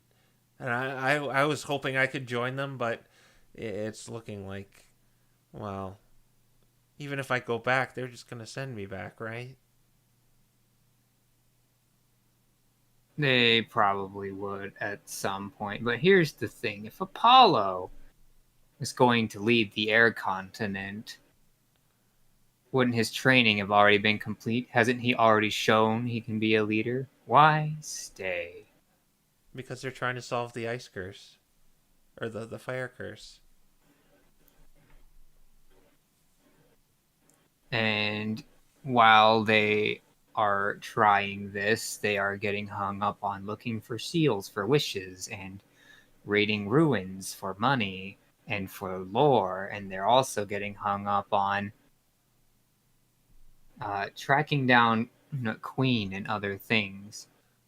Is it really about the fire curse then? Well, all I know is there was a lot of complications when we got here. There's definitely complications. But I also know that everyone is here for a reason, and it's absolutely to claim this continent. Everyone here wants it for themselves, and that is their top priority. Fire curse is icing on the cake. The rest of the world does not matter as much. Well, because Apollo gave me a promotion to be his right-hand Pokemon,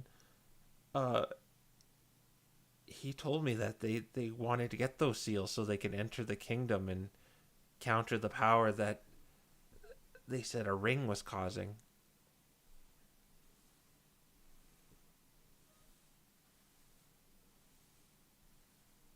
You can battle that ring. There is enough Pokemon on this continent. We could have won a while ago.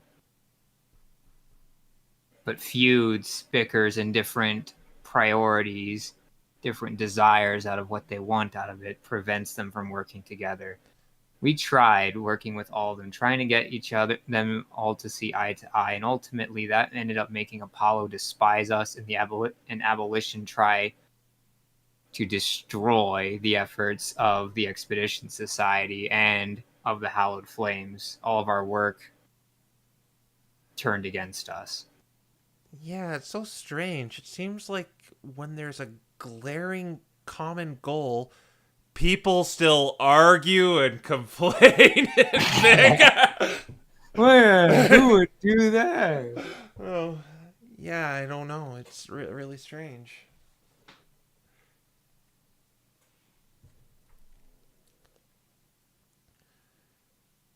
But you guys are gonna stop that, right? Too. I mean, I have my own goals, but I still wanted to help as much as I can regarding that. Well, that's what we're trying to do.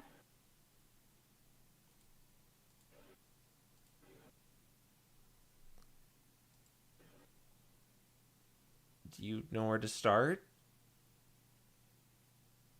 We have a few leads. I mean, you've heard the talk with our other guests at the keep.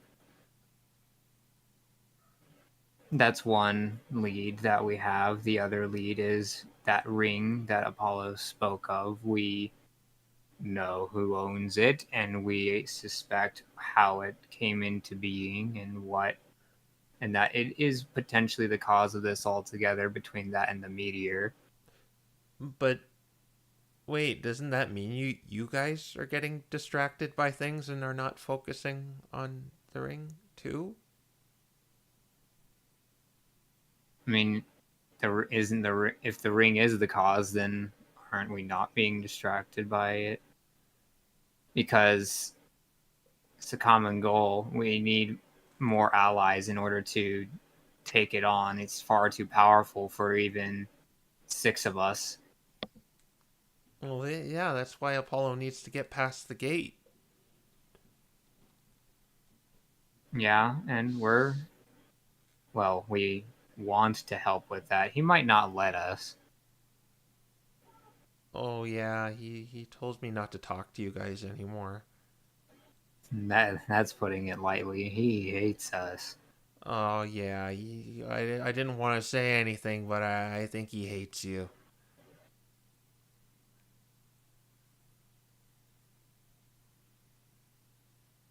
So, at the very least, now that you're dead for all intents and purposes, it means that he doesn't know you're talking to us. Isn't that cool? Yeah, I guess it's a technicality, right? Right? He won't hate me now, right? If he finds out. Oh no, he's gonna hate me. I honestly don't know what he would do. He might hate us even more for bringing you along, honestly, but not against you. Who knows? Well, that's something I'm gonna worry about. I maybe want to stay in the next few days, actually, just so they could forget about dead people. People do that a lot. It's so weird. It's like people care about you when you die, but then they kind of gradually forget. Yeah. Unless you curse the entire world to quit having fire, in which case people remember you really fast. Oh yeah, yeah. That's a good way to get remembered.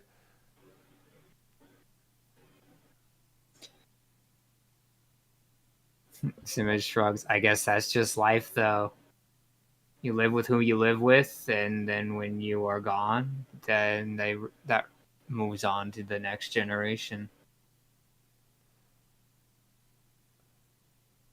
Or you are a stupid fish that gets gutted.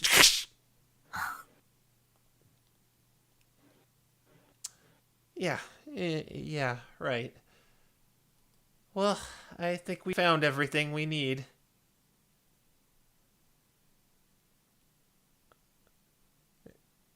And yeah, Ezek is done butchering some fish and crabs, and you've got the firewood, so it's you could probably head back with that. And at that point, you kind of all reconvene with everything is done, transpired. All right. Actually, do a dexterity saving throw. Who, me? Yeah. Bree, what are you doing? I did. Wait. Oh, I see. I see. I see how this is. 15. So as you step like near the front door of your keep, you begin to sink a little, but then you realize what's about to happen, and you jump out of the way as like the snow falls down into what looks like a dug pit with whoopee cushions at the bottom of it. Oh my gosh. Where did I'm she amazed get that didn't those? trick Where did on she the get way those? out. Yes, How'd you make this trap one way, Pandora? It's a pressure plate. Yes, Pikachu, dragon is very annoying.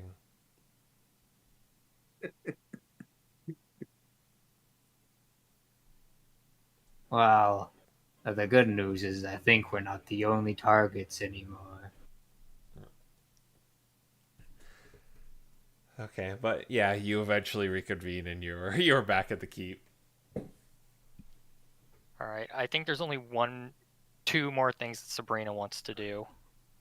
Okay. The first thing's super quick. The text on the back of the throne, she can read that now. All right. It says,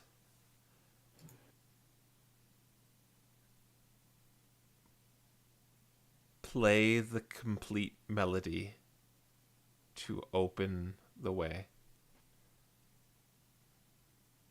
Tell me something I don't know. Oh. All right. And the second thing she wants to do is she wants to use the scrying eye to scry on lies. Lies, okay. Oh. Only specific. You focus on the right hand of the queen, and your view jettisons out, and when you try to focus on lies, the Espeon, you just get the same sort of static you got from the trying to look in alabasters. Interesting. All right. That's that. Yeah. You see Sabrina at the scrying eye as you walk in, Sinbad.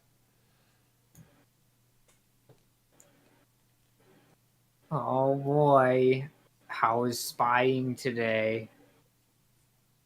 Just trying to find some people who might be able to cooperate on the inside.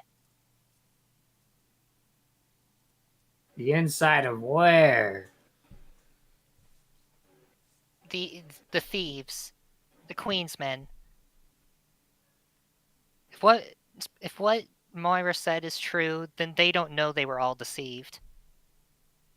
If we can get some of her more loyal members to, I don't know, get us more information on the inside, then maybe we could find a way to, I don't know, get some clues as to who's actually behind all this.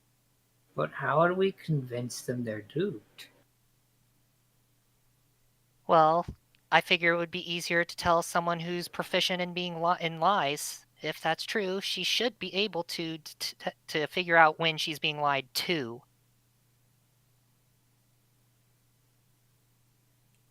But then the second question is, does she care? She shrugs and says, That's where I'm hoping the loyalty will come in. You were all kind of reconvened too, so maybe Sigurd walks to the library and Aiden comes down the stairs.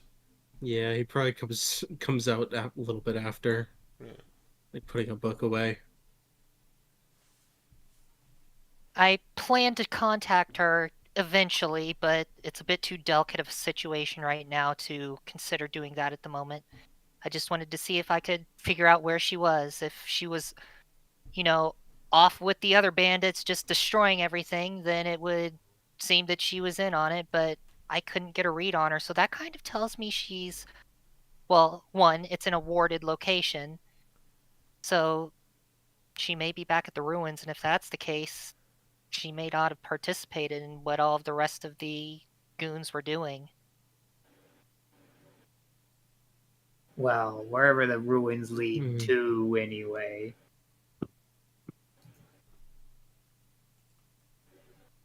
Anyway, that's a thought for another time. You all ready to head in for the night?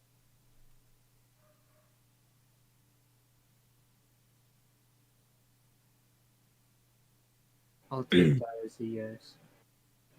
I definitely have a thing. I was trying to think to say is like nothing else. Yeah, well, not much that Sigurd wants to comment on that situation. Nothing really else we can do for today, so. Okay. So you will have rations. Now that Aldirion's here, that is another source of a fire, so we don't have to worry about that. I will say, if that's all you plan to do today, you get the benefits of a long rest. Yay! All right. Resources. Nom, nom, nom, nom, nom. Well, you don't have to do resources because you have a hunter hunting fish. So as long as you spend the night here. I think you meant like sorcery points and stuff like that. Oh yeah. I thought you meant like food. And all that. Yeah. No.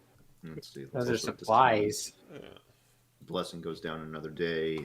The blessing stays there. Yeah. I meant the healer list. Blessing. Once that goes, it goes forever.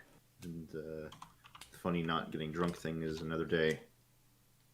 Man, I'm telling you should have challenged Ezek to a hot sauce contest. We could have lowered his pay so much. Oh my god. We could have said your pay goes to Jameson. Oh my. Anyway. It's been about half a month so far, so keep in mind that you'd have to pay him in like another 2 weeks. Mm-hmm. Yeah. Right. Okay, but you wake up. I don't know if you put up a hut or not or anything like that, but you wake up. Not what we're. Nah. Yeah.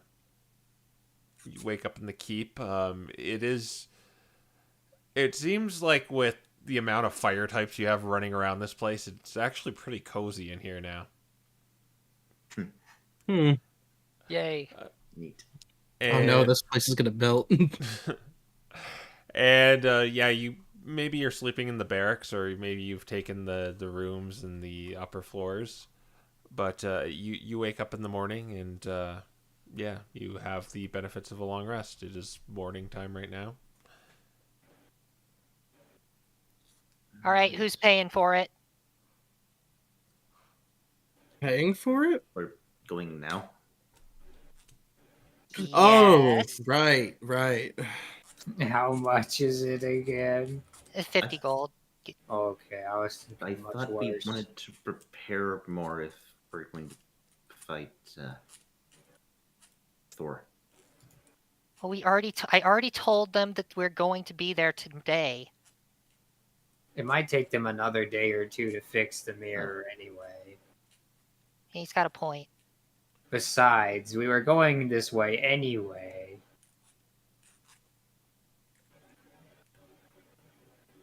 She holds out her paw. Aiden will hand over the 50 gold. I was about to bust out a calculator because I have a really jank total. All right. Teleportation circle. Let's go. Okay, you use the minute to cast the incant the spell as you begin to dematerialize, and you're going to the MDRA. It's a wormhole, actually, and yes. Oh, a wormhole. Okay, yeah.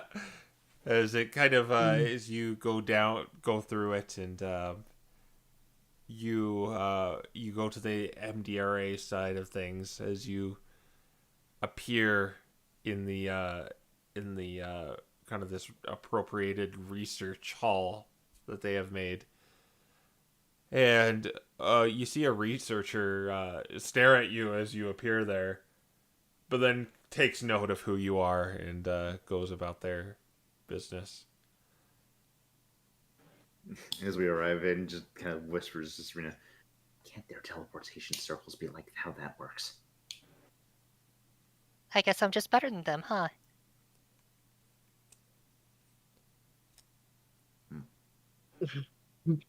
The silence after that.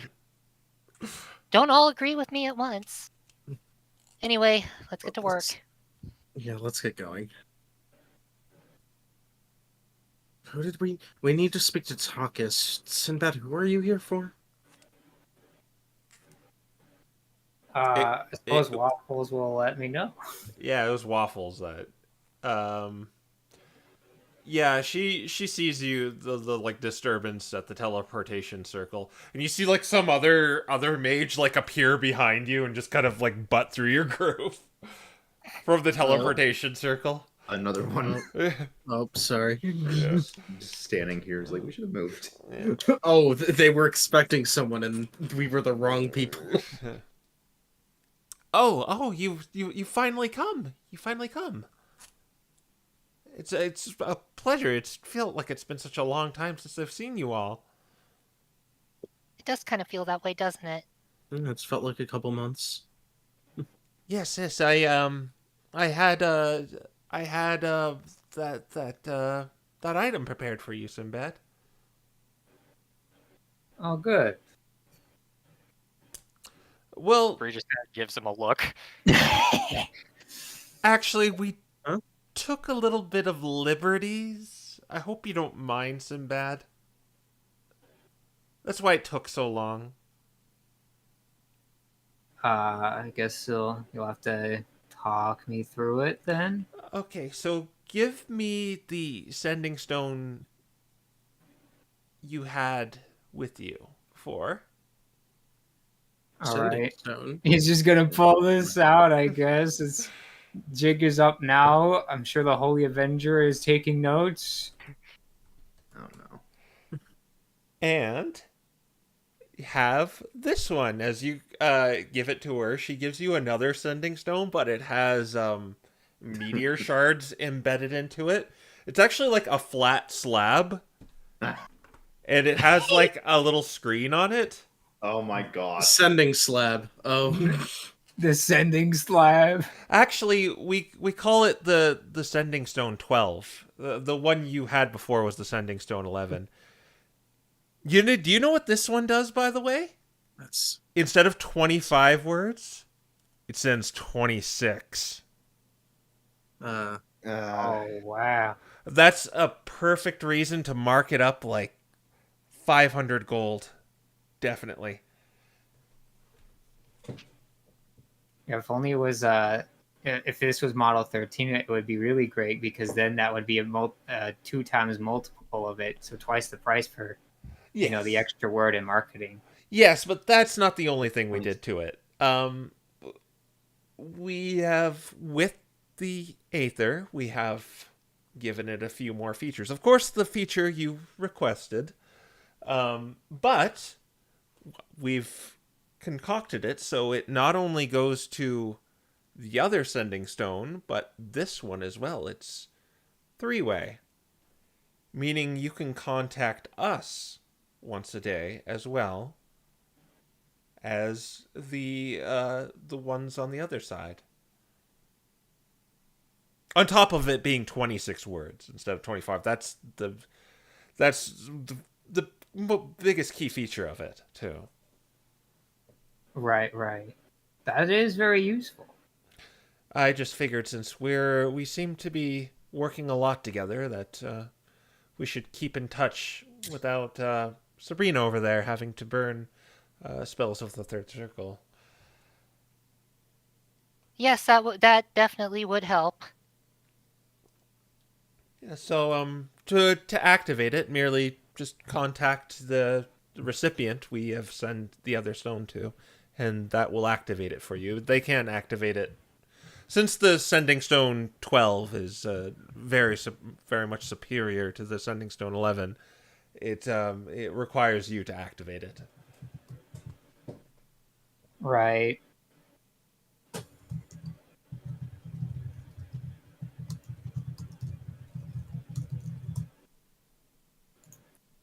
I'm just updating it in my character sheet.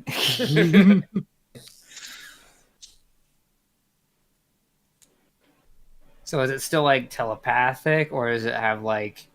Oh, it still works like the sending stone usually does. It's just we've managed to make it so it can contact us as well. It has 3 charges thanks to the Aether, meaning you could carry a decent sized conversation. Mm-hmm. Okay. If we were to make it more, the device would become rather cumbersome. It'd become like an inch longer. Yeah. Become like And have to fold in half. Yeah, it'd fold in half. Yeah, And you'd have to you had to fold in pull a half, little yeah. wire out of it. So wait, this thing That has 3 seems charges a day. quite useful, but why the name? Oh, it's just we couldn't think of a better name for it, so we Seems... Yeah, it just seems very simple and late-stage capitalism. What happened to? Oh, it's just trust us. It's way better than the Sending Stone 11. I didn't realize they were numbered. Oh yes, I believe the Sending Stone 11 had a feature where you could connect to the Expedition Society's Nexus. It was called like Nex. So is this one able to connect with more sending stones? It's just Or just the 2? the recipient of the ones Sinbad had to send it to, and this one right here. And if we are able to get more of these models, potentially those. But you're more or less field testing it right now, so. Sigurd looks over to Sinbad, like, which recipients? Well, I'm used to field testing, I suppose. At least this one doesn't involve my eyes. Bree's looking at this device, and does it look like the stones were, again, just kind of placed on there, or do they look like they've been modified? It looks like they've been embedded into it, like they're sticking out the side of it. It almost looks like a little grip. All right. It's more like a power source than actually what's used to modify the item. Yeah, it took quite a while, but our best engineers and researchers, when it comes to the arcane, were able to construct this. Consider it sort of a reward for all you've done. I mean, what we're doing right here, right now, is thanks to you. It's true. Well, I look forward to taking it out for a spin. I'll have to probably write down what I want to say first, just to make sure I get that 26-word phrasing just right. Yeah, the 26 words is a huge difference. You'll notice it immediately.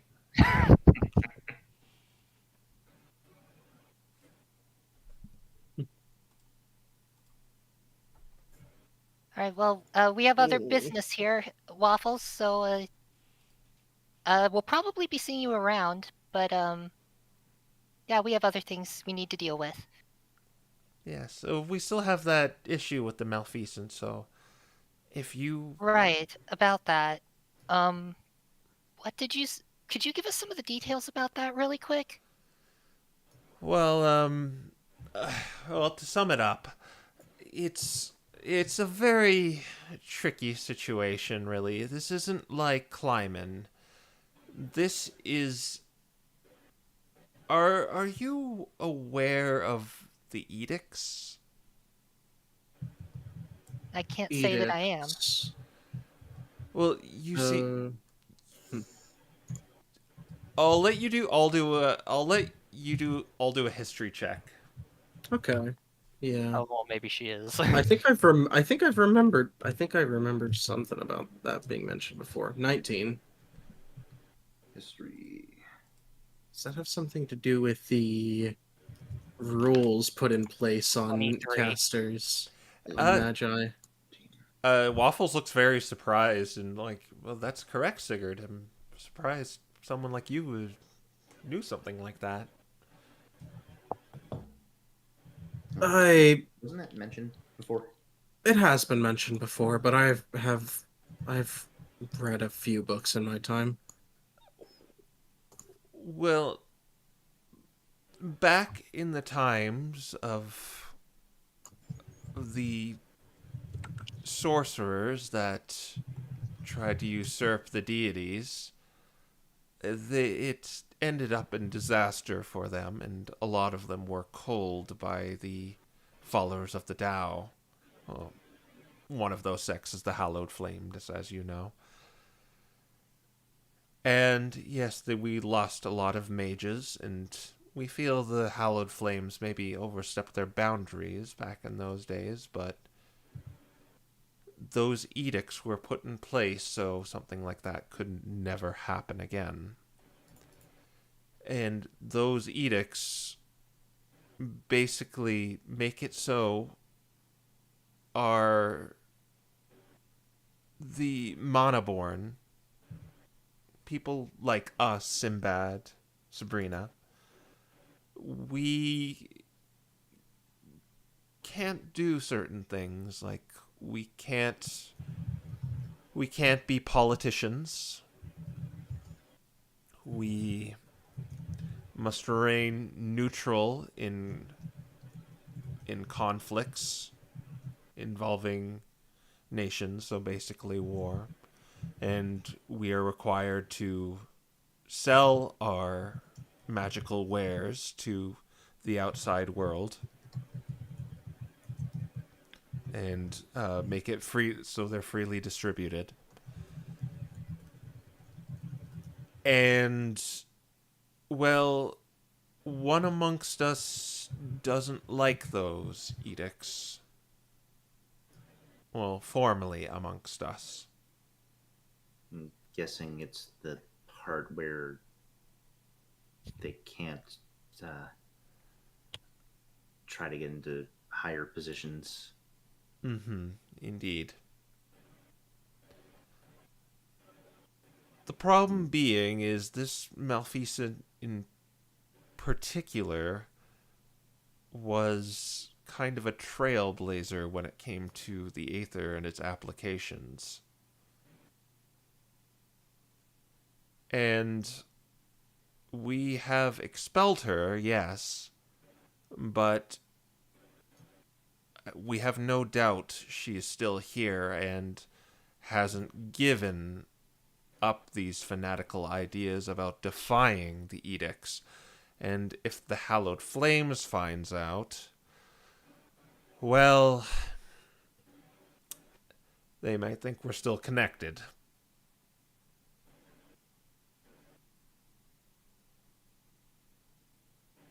Noted. So all we really require, we don't require her death, but if you find it to be necessary, then you are free to do that. But we merely want her research, so it's not connected to us. Because if the Hallowed Flames follows her research on the Aether, they're going to think the MDRA are involved.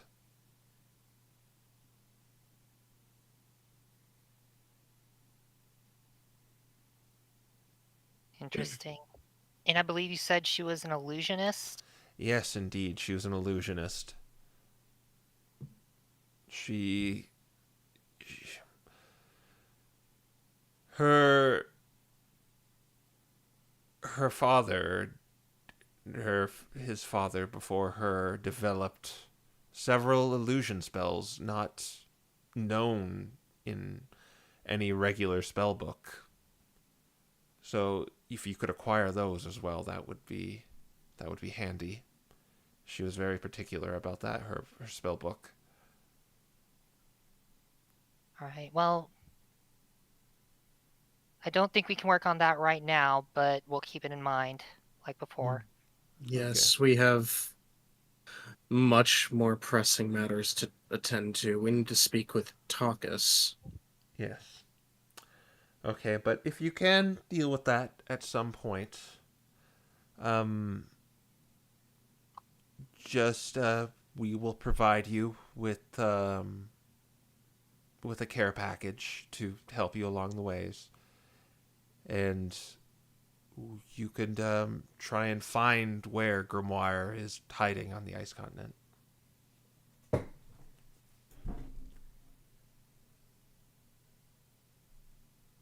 All right. I see. I Alright. think that we know just the person to take with us for that job, though. Really? Who?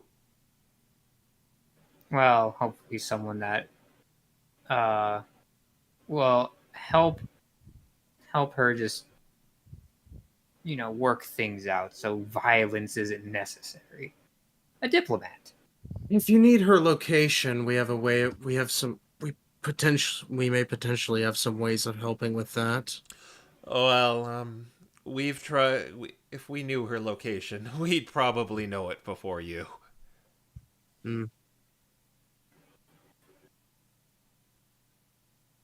Anyway, I see. thanks for the information, and we'll talk to you later. And Bree just kind of turns and starts walking away, All right. waiting for the others to catch up a little first before Yeah. she looks at Sib and says, What's this about, Sib?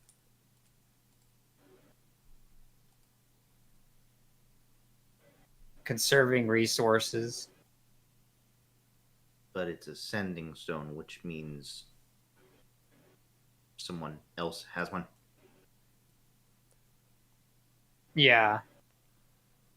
I sent it to someone that could help us, although I'll admit at the time I didn't know that we would be finding a Dirion so fast.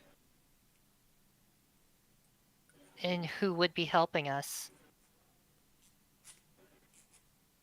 A friend of mine on one of the other continents. Eisenir is far away from here. That way no one could disturb them as they work. Or if I need to know something, it's more accessible without the risks attached. It's a confidant off content? A continent? Mm-hmm.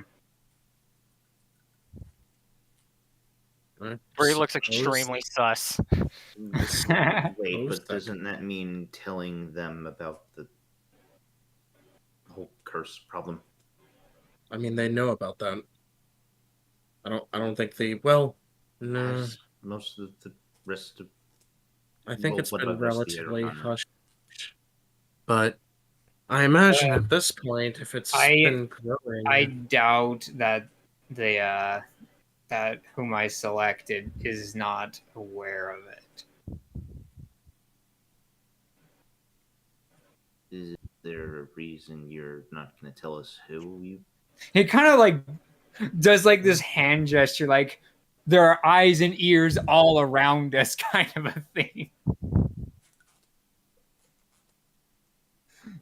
Sigurd kind of like sees that, just points at Sabrina and points at his head. I should have just set up a telepathic bond before we left, shouldn't I have? It doesn't matter. We're going. We start playing telephone tag with Bree's brain. Oh gosh. Oh boy. You know what could have avoided this is if we all pre-ordered the launch of the Sending Slate 12. I No. I'm gonna kill you. I guess in this case, we're just gonna make our way towards Taucus. Yeah, I guess Yeah. you can do your phone call while we're going there. I mean, do we want to do that? Does anyone? No, I I'm- We've got to do it because it's the title of the episode. Well, Gosh. it's already been fulfilled when he got the thing, so You're right. you don't have to. Yeah, I mean, Okay. I do intend to do it, but if we're talking to Takas, he's definitely going to put that first because it's slightly more important to us right now. Mm-hmm. We can discuss this when we're not in the middle of the MDRA. Okay. You go down to Professor Taucus's room, and he seems like a little. He seems just off in a corner, just kind of. He's kind of molting feathers, and he's scrawling down notes on a notepad. Is he okay? Yeah, he's just studying hard. That's what it looks like after a couple of days without sleep. A couple of days? Yeah, don't worry about it. It's normal. I don't think. Don't not think it sleeping is. normal. Oh, it's you four. Oh, can I interest you in an adventure of a lifetime? We've already Hey. been there. Did you bring back an artifact from there? Isn't Bree still wearing the ice crown of the fireball? Oh my gosh. Because I'm pretty sure she is. Yeah, she is. But he doesn't know. He doesn't know that's from there. What do Are you you want? asking us to surmount a rescue mission? Oh no! All I need you to do is just go find an artifact and bring it back, so we can easily plane shift there.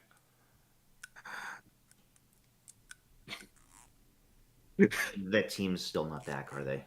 No, I think This- they're dead. This is the part where Sinbad probably exchanges a look with Sabrina. Wait! Aren't the cloaks from there? Oh my gosh. Aren't the Yes. cultist clothes from there? Those. I'm thinking of something else as well. I don't know. Wait. Anyway, the reason we're here about the mirrors. So the other one you have that's broken. Oh yes, the broken one is there's like dust covering it. Oh. Still broken? Oh yes, I found the new mirror that you mentioned to be far more interesting. You wouldn't by any chance know any reckless adventurers, as I said before. You never responded. I might, but I don't hate them enough to send them to their deaths. Oh, not to their deaths, my dear. To find an artifact, they will get paid wonderfully. Bree just kind of shakes her head. Okay, well. Yes, indeed. I haven't focused my attention on that mirror quite some All time. right. So about this mirror, what exactly is your process that you're planning on using to repair it? Oh, well, we need a conduit, and that would be a meteor around that big. Well, yes, a conduit, but do you plan to use it to, like, piece back together the shards, or is it going to be, like, an upgraded version of the mending spell? What are the details here? It's going to be a very much an amplified version of, that mending spell. But it's a very delicate process. Our researchers of the Aether need to construct a device that can channel it and fix a planar mirror like this. Have you considered using the Aether as glue to hold the pieces together? Yes, but you see, when you turn it into paste, the media is raw energy, and if it's just paste, that's barely a cantrip. So it just needs to be concentrated into one substance? Yes, exactly. Regardless, we need to get in there. Oh, you want to go in that mirror? Okay, I'm very more than. Do you have an Aether crystal that big? What if we were able to find something from the other side of that mirror. Could we plane shift there? I could attempt to. Dang, it's unfortunate that we didn't have that diamond from... We don't need it. I'm already No, wearing one. And she just kind of flips her cape. Oh yeah, that is... That's a way in, but not a way out. We still want to be able to get out of there. Oh, true. Well, Yeah. if you can get us in, then I guess we can give you a way to get us out. But if it's cracked on the other side, wouldn't it be easier to repair from the other side? It is cracked from the other side.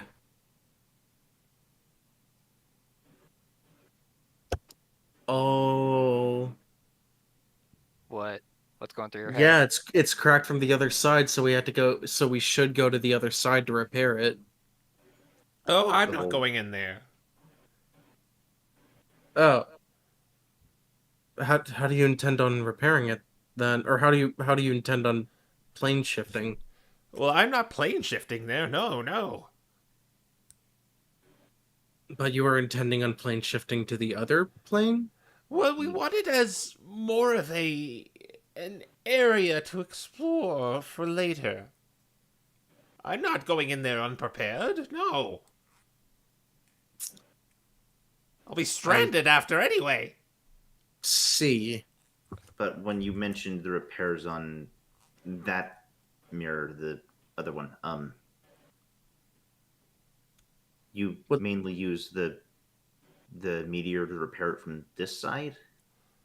We need to repair it from this side, and theoretically it should make it so it repairs from the other side too. Would It's it not- be easier to repair it from the other side, though? If Yes, someone but could get who knows what's in there?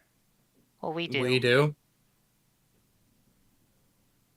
Well, you know, I'm not going to die like those guys did.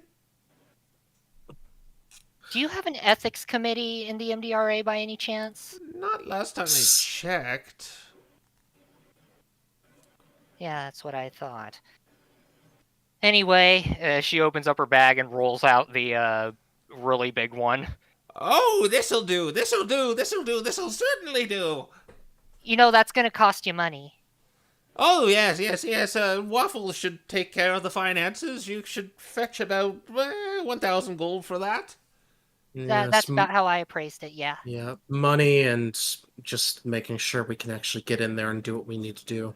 Well, you should be able to get in there and get back out if... Yes, it's just a matter of whether or not the MDRA will allow us. Oh, certainly. We're looking for reckless adventurers who are willing to put their lives on the line all the time. I don't like the description. Well, hey, we don't make the rules. They throw their lives at this, not us.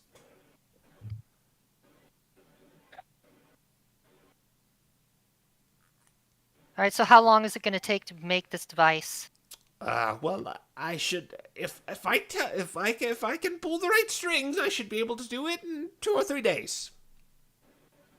All right, we do have other things we need to do, so we'll be jumping around a bit, but that gives us time to do stuff we need to do. So that works on our schedule. I suppose we'll be back in 3 days then. Or 2 days. Just call us on the Sending Stone 12. Oh yes, you're the ones field testing the Sending Stone 12. I hear it has 26 words. Oh, we're really calling it that, aren't we? Isn't that something? 26 instead of 25. Sending slab, it sounds so much better. I don't understand how one extra word is such a big deal. You do not understand the arcane arts, my boy. What is one word to you is a cosmos of infinity to us when practicing the arcane.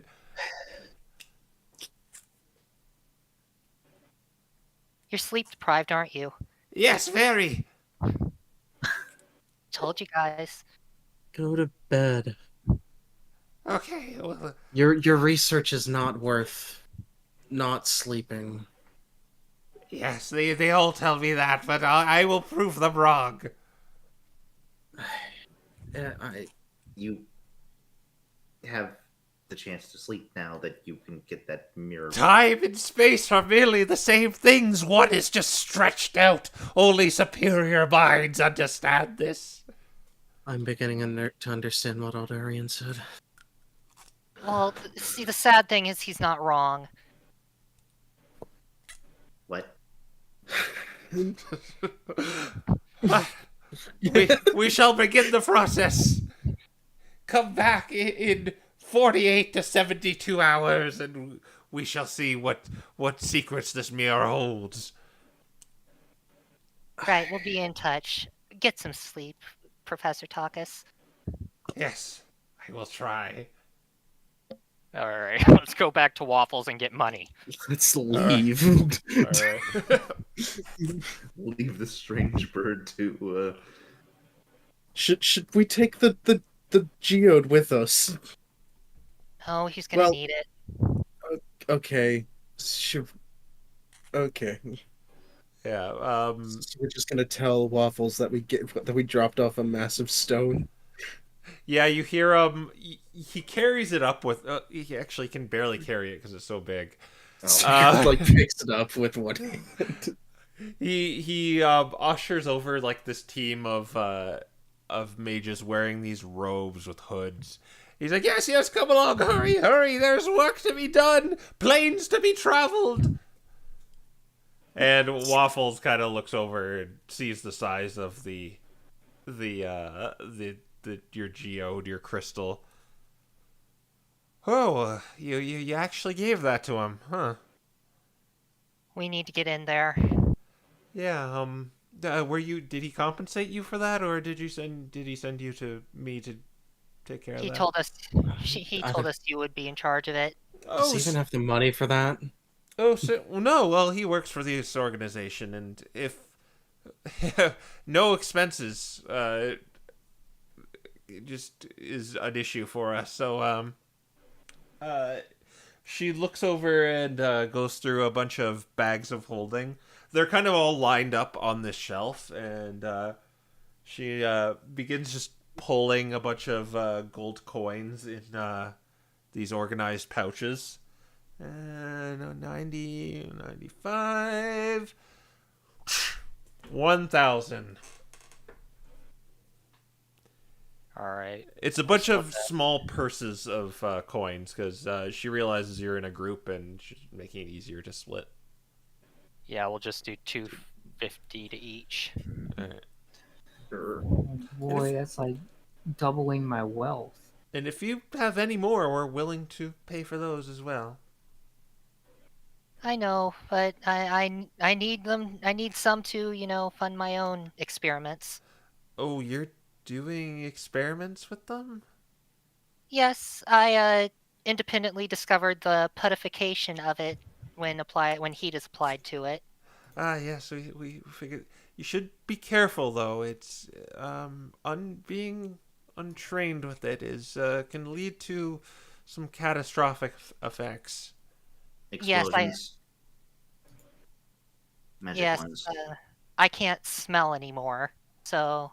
Yes. I think another one of our mages is suffering from that one. Is it Takas? Oh no, he doesn't. He's not researching aether. He's more on the application of the aether to the planar travel. I see. You wouldn't happen to know of a way to remove a single curse instead of all curses, would you? I'd really like to stay, this color. Oh yes, I've found that it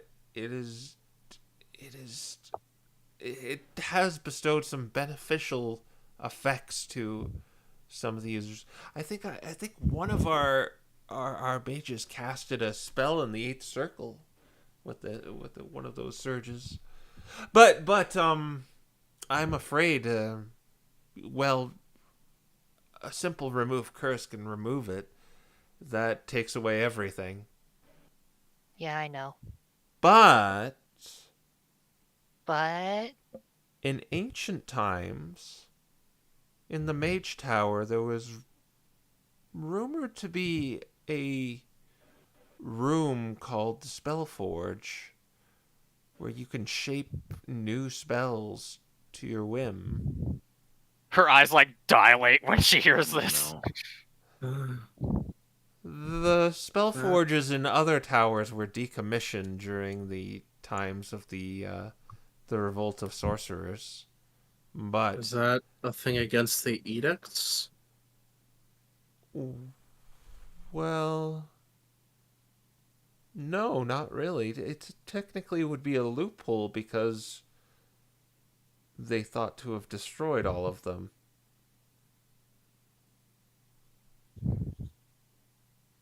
Well, hopefully I'm not blasted with any life-threatening curses until then.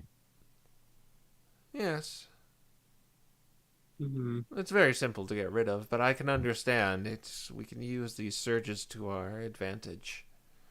Oh yeah, in addition to this one making me this color, I also have an extra cantrip.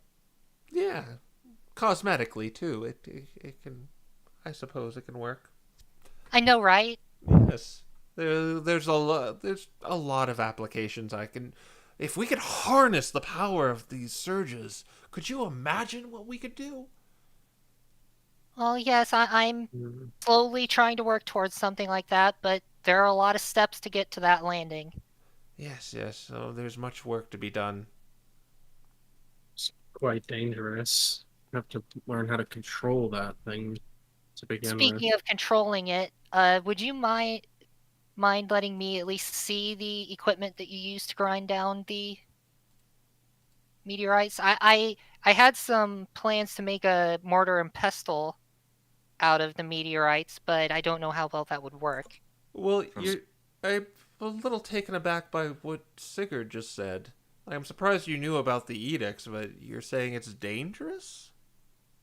The meteor? Well, I think. I mean, it obviously is. I think you. And those. What's up? Didn't you mean the surges from like whenever the meteor explodes? Oh, absolutely. Those surges are dangerous. I mean,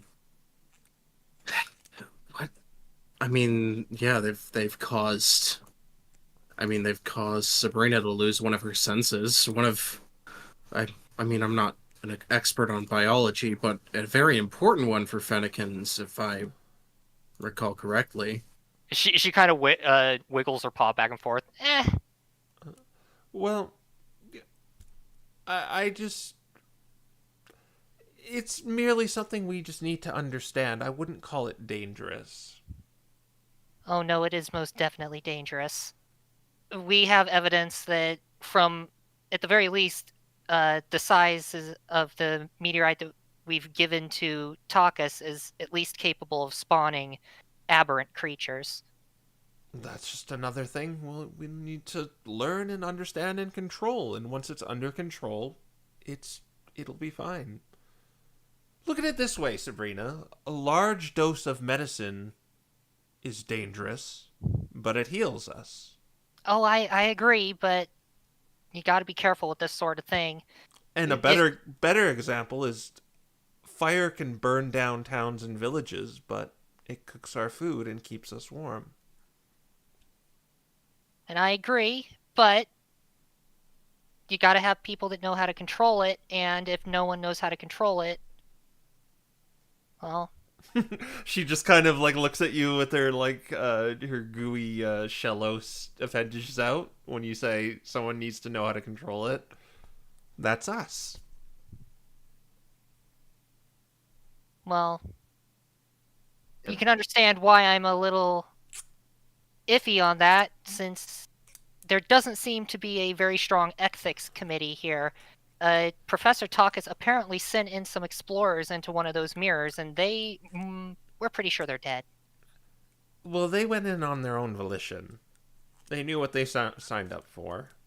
We're not sending people to their death. We asked them, we told them the risks, and they abide. We weren't holding them hostage and kicking them in another realm. And if they perished, that's, well, c'est la vie.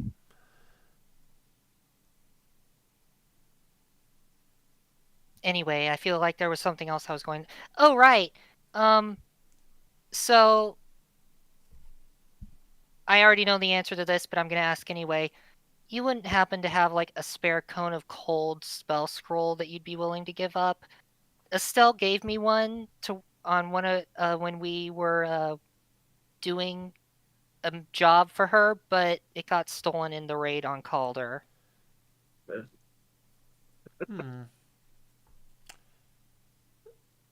Tell you what, if you take up my mission regarding Grimoire, I'll give it to you for free. We currently have more important matters to attend to. Yeah, unfortunately, I'm going to have to agree with that. We just don't have the time for it right now.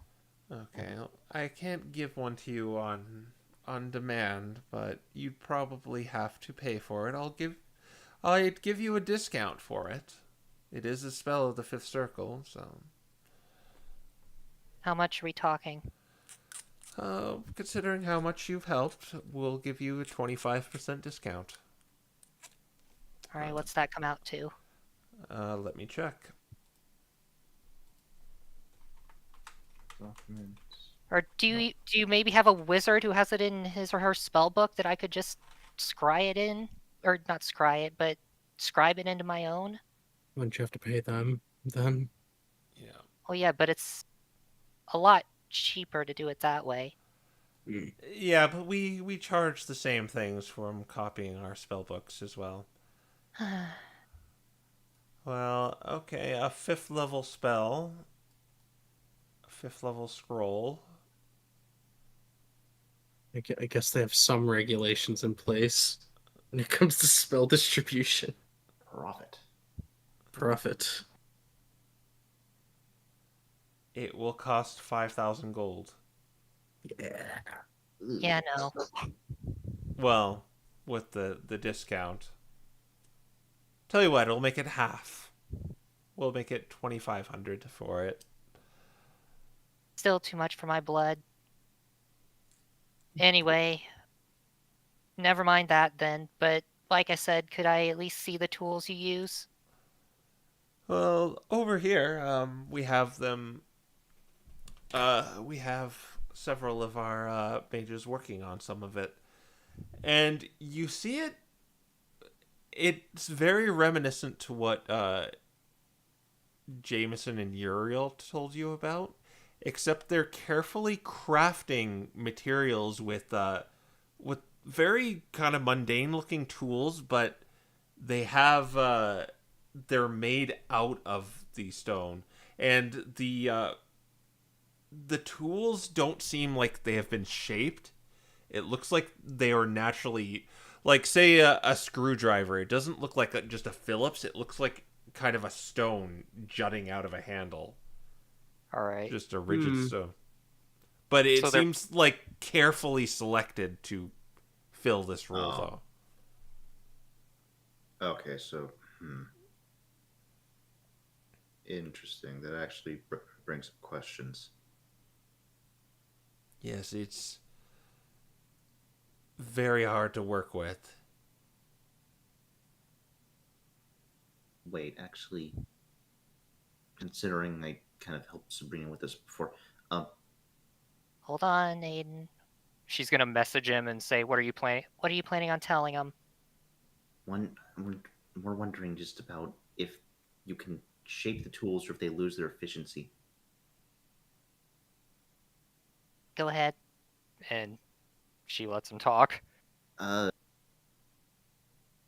Just, is there a difference between if you're using the meteorite itself or if you shape it?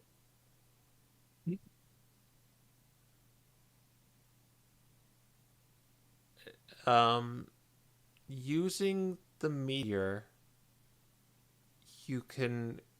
The meteor's more in place of making fantastical magic items.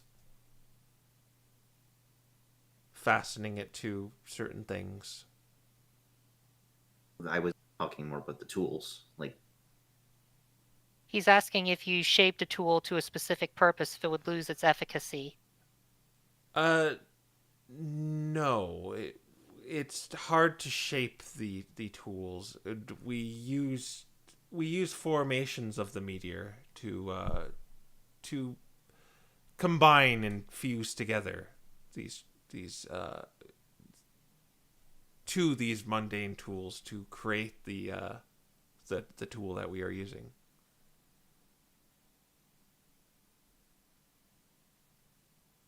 but with enough, you could make better tools. Perhaps the meteor is very volatile, and one wrong chip and it could just explode and become inert.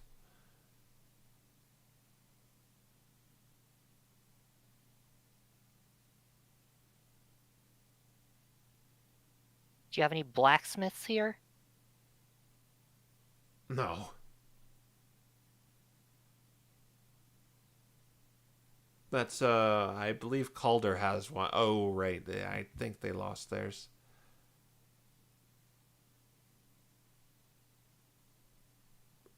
So right. Yeah, there's no blacksmiths.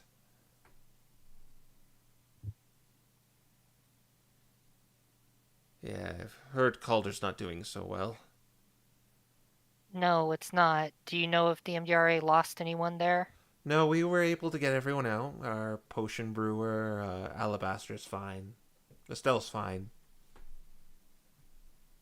Has everyone been permanently evacuated from there, except for Alabaster? Alabaster's still there. We've taken Charles, who was taking care of the potion brewing, and he's somewhere around here. Oh, really? He's here? Yes, he's here somewhere. I don't know where he is, but we have him still upkeeping the potions. Well, I'm glad he's safe. I was worried about him. Yes, yeah, we didn't suffer any casualties with the MDRA.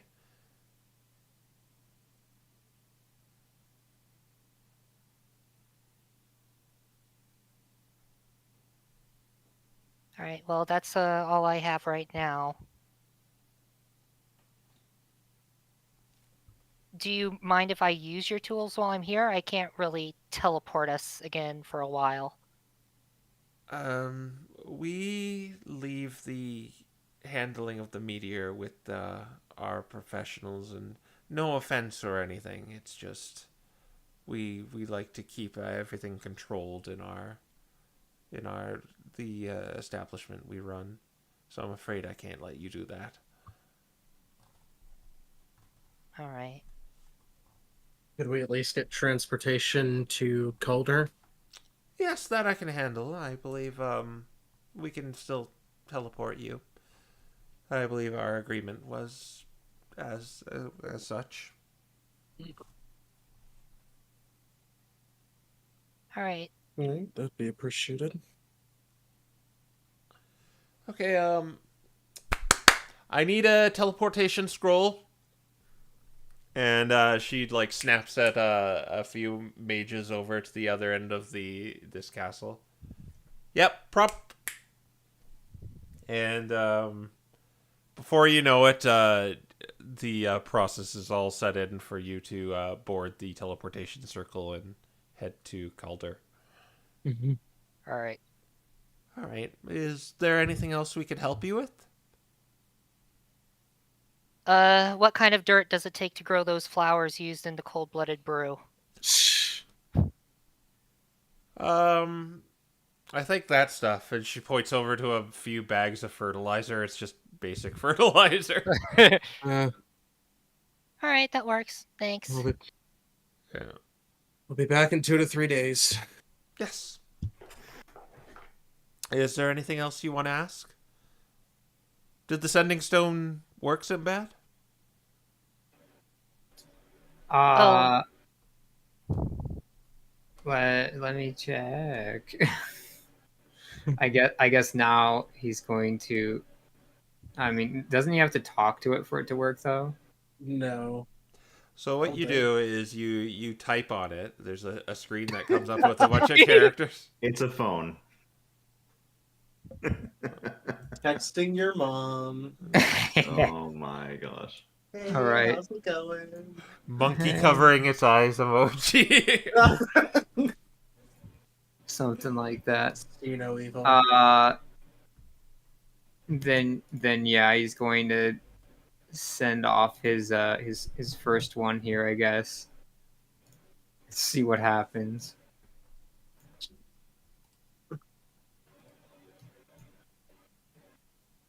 You do be DMing. Yes, Not let us know. that's right. We're making this legit. We gotta go pull out these tablets of All right. rocks. All right. You want it to be private, so Yeah. I will DM you the response at a later time. But I think we'll. So you put in the characters as you touch the screen, and then you press it. It goes boop. Then, Oh no, does it vibrate? Look. Yeah, and your message kind of shoots off into the aether, and we'll find out. I guess no one will really find out what you said. Yeah, well, it depends on the response we get. Well, why don't you guys go to a separate room and just talk out there so at least the audience gets it? Sure. Yeah. Well, we'll do that next time, and Okay. I think it's a good cliffhanger because to end at 8. Yeah. Oh, I am. Yeah. It's kind of weird. Like I don't plan much, but it's just this session's weird because it's just like talking to people. Just went down the list. Yeah, and I also didn't expect you guys to go to the thunder plane or lightning plane again too. It's like, oh crap, he would kind of know about that and tell you to go there. Yeah. Yeah. And I think we still have more things on the list that we got to go after because now we got to go after Calder and Yeah, the Malfeasance. We just had this maybe, list. and- We're gonna do this and then this and then this and then Yeah, we've got like a shopping this list. one. we have Yeah. a shopping list at this point. It's like, okay, side quest time. No Oh, yeah. shortage of quests. Yeah, and then there's like there's a cat that's Cat gonna show after up. us. There's Oh, a yeah. cat that's gonna show up in like a day or two. If it shows up tomorrow, I'm gonna be upset. But there's a cat that's gonna show up. We want to be in the fort when the cat shows up. Yeah. Much fun is ahead as you go to Calder to salvage tools and then potentially go face down this another dragon. There's no more blacksmiths on the continent. Aiden quietly in the corner. Exactly. Yeah. We have a secret weapon. Maybe not as experienced, but he's learning. Yeah. All right. Well, we'll end right there, and we'll see everyone next time. Goodbye. Bye.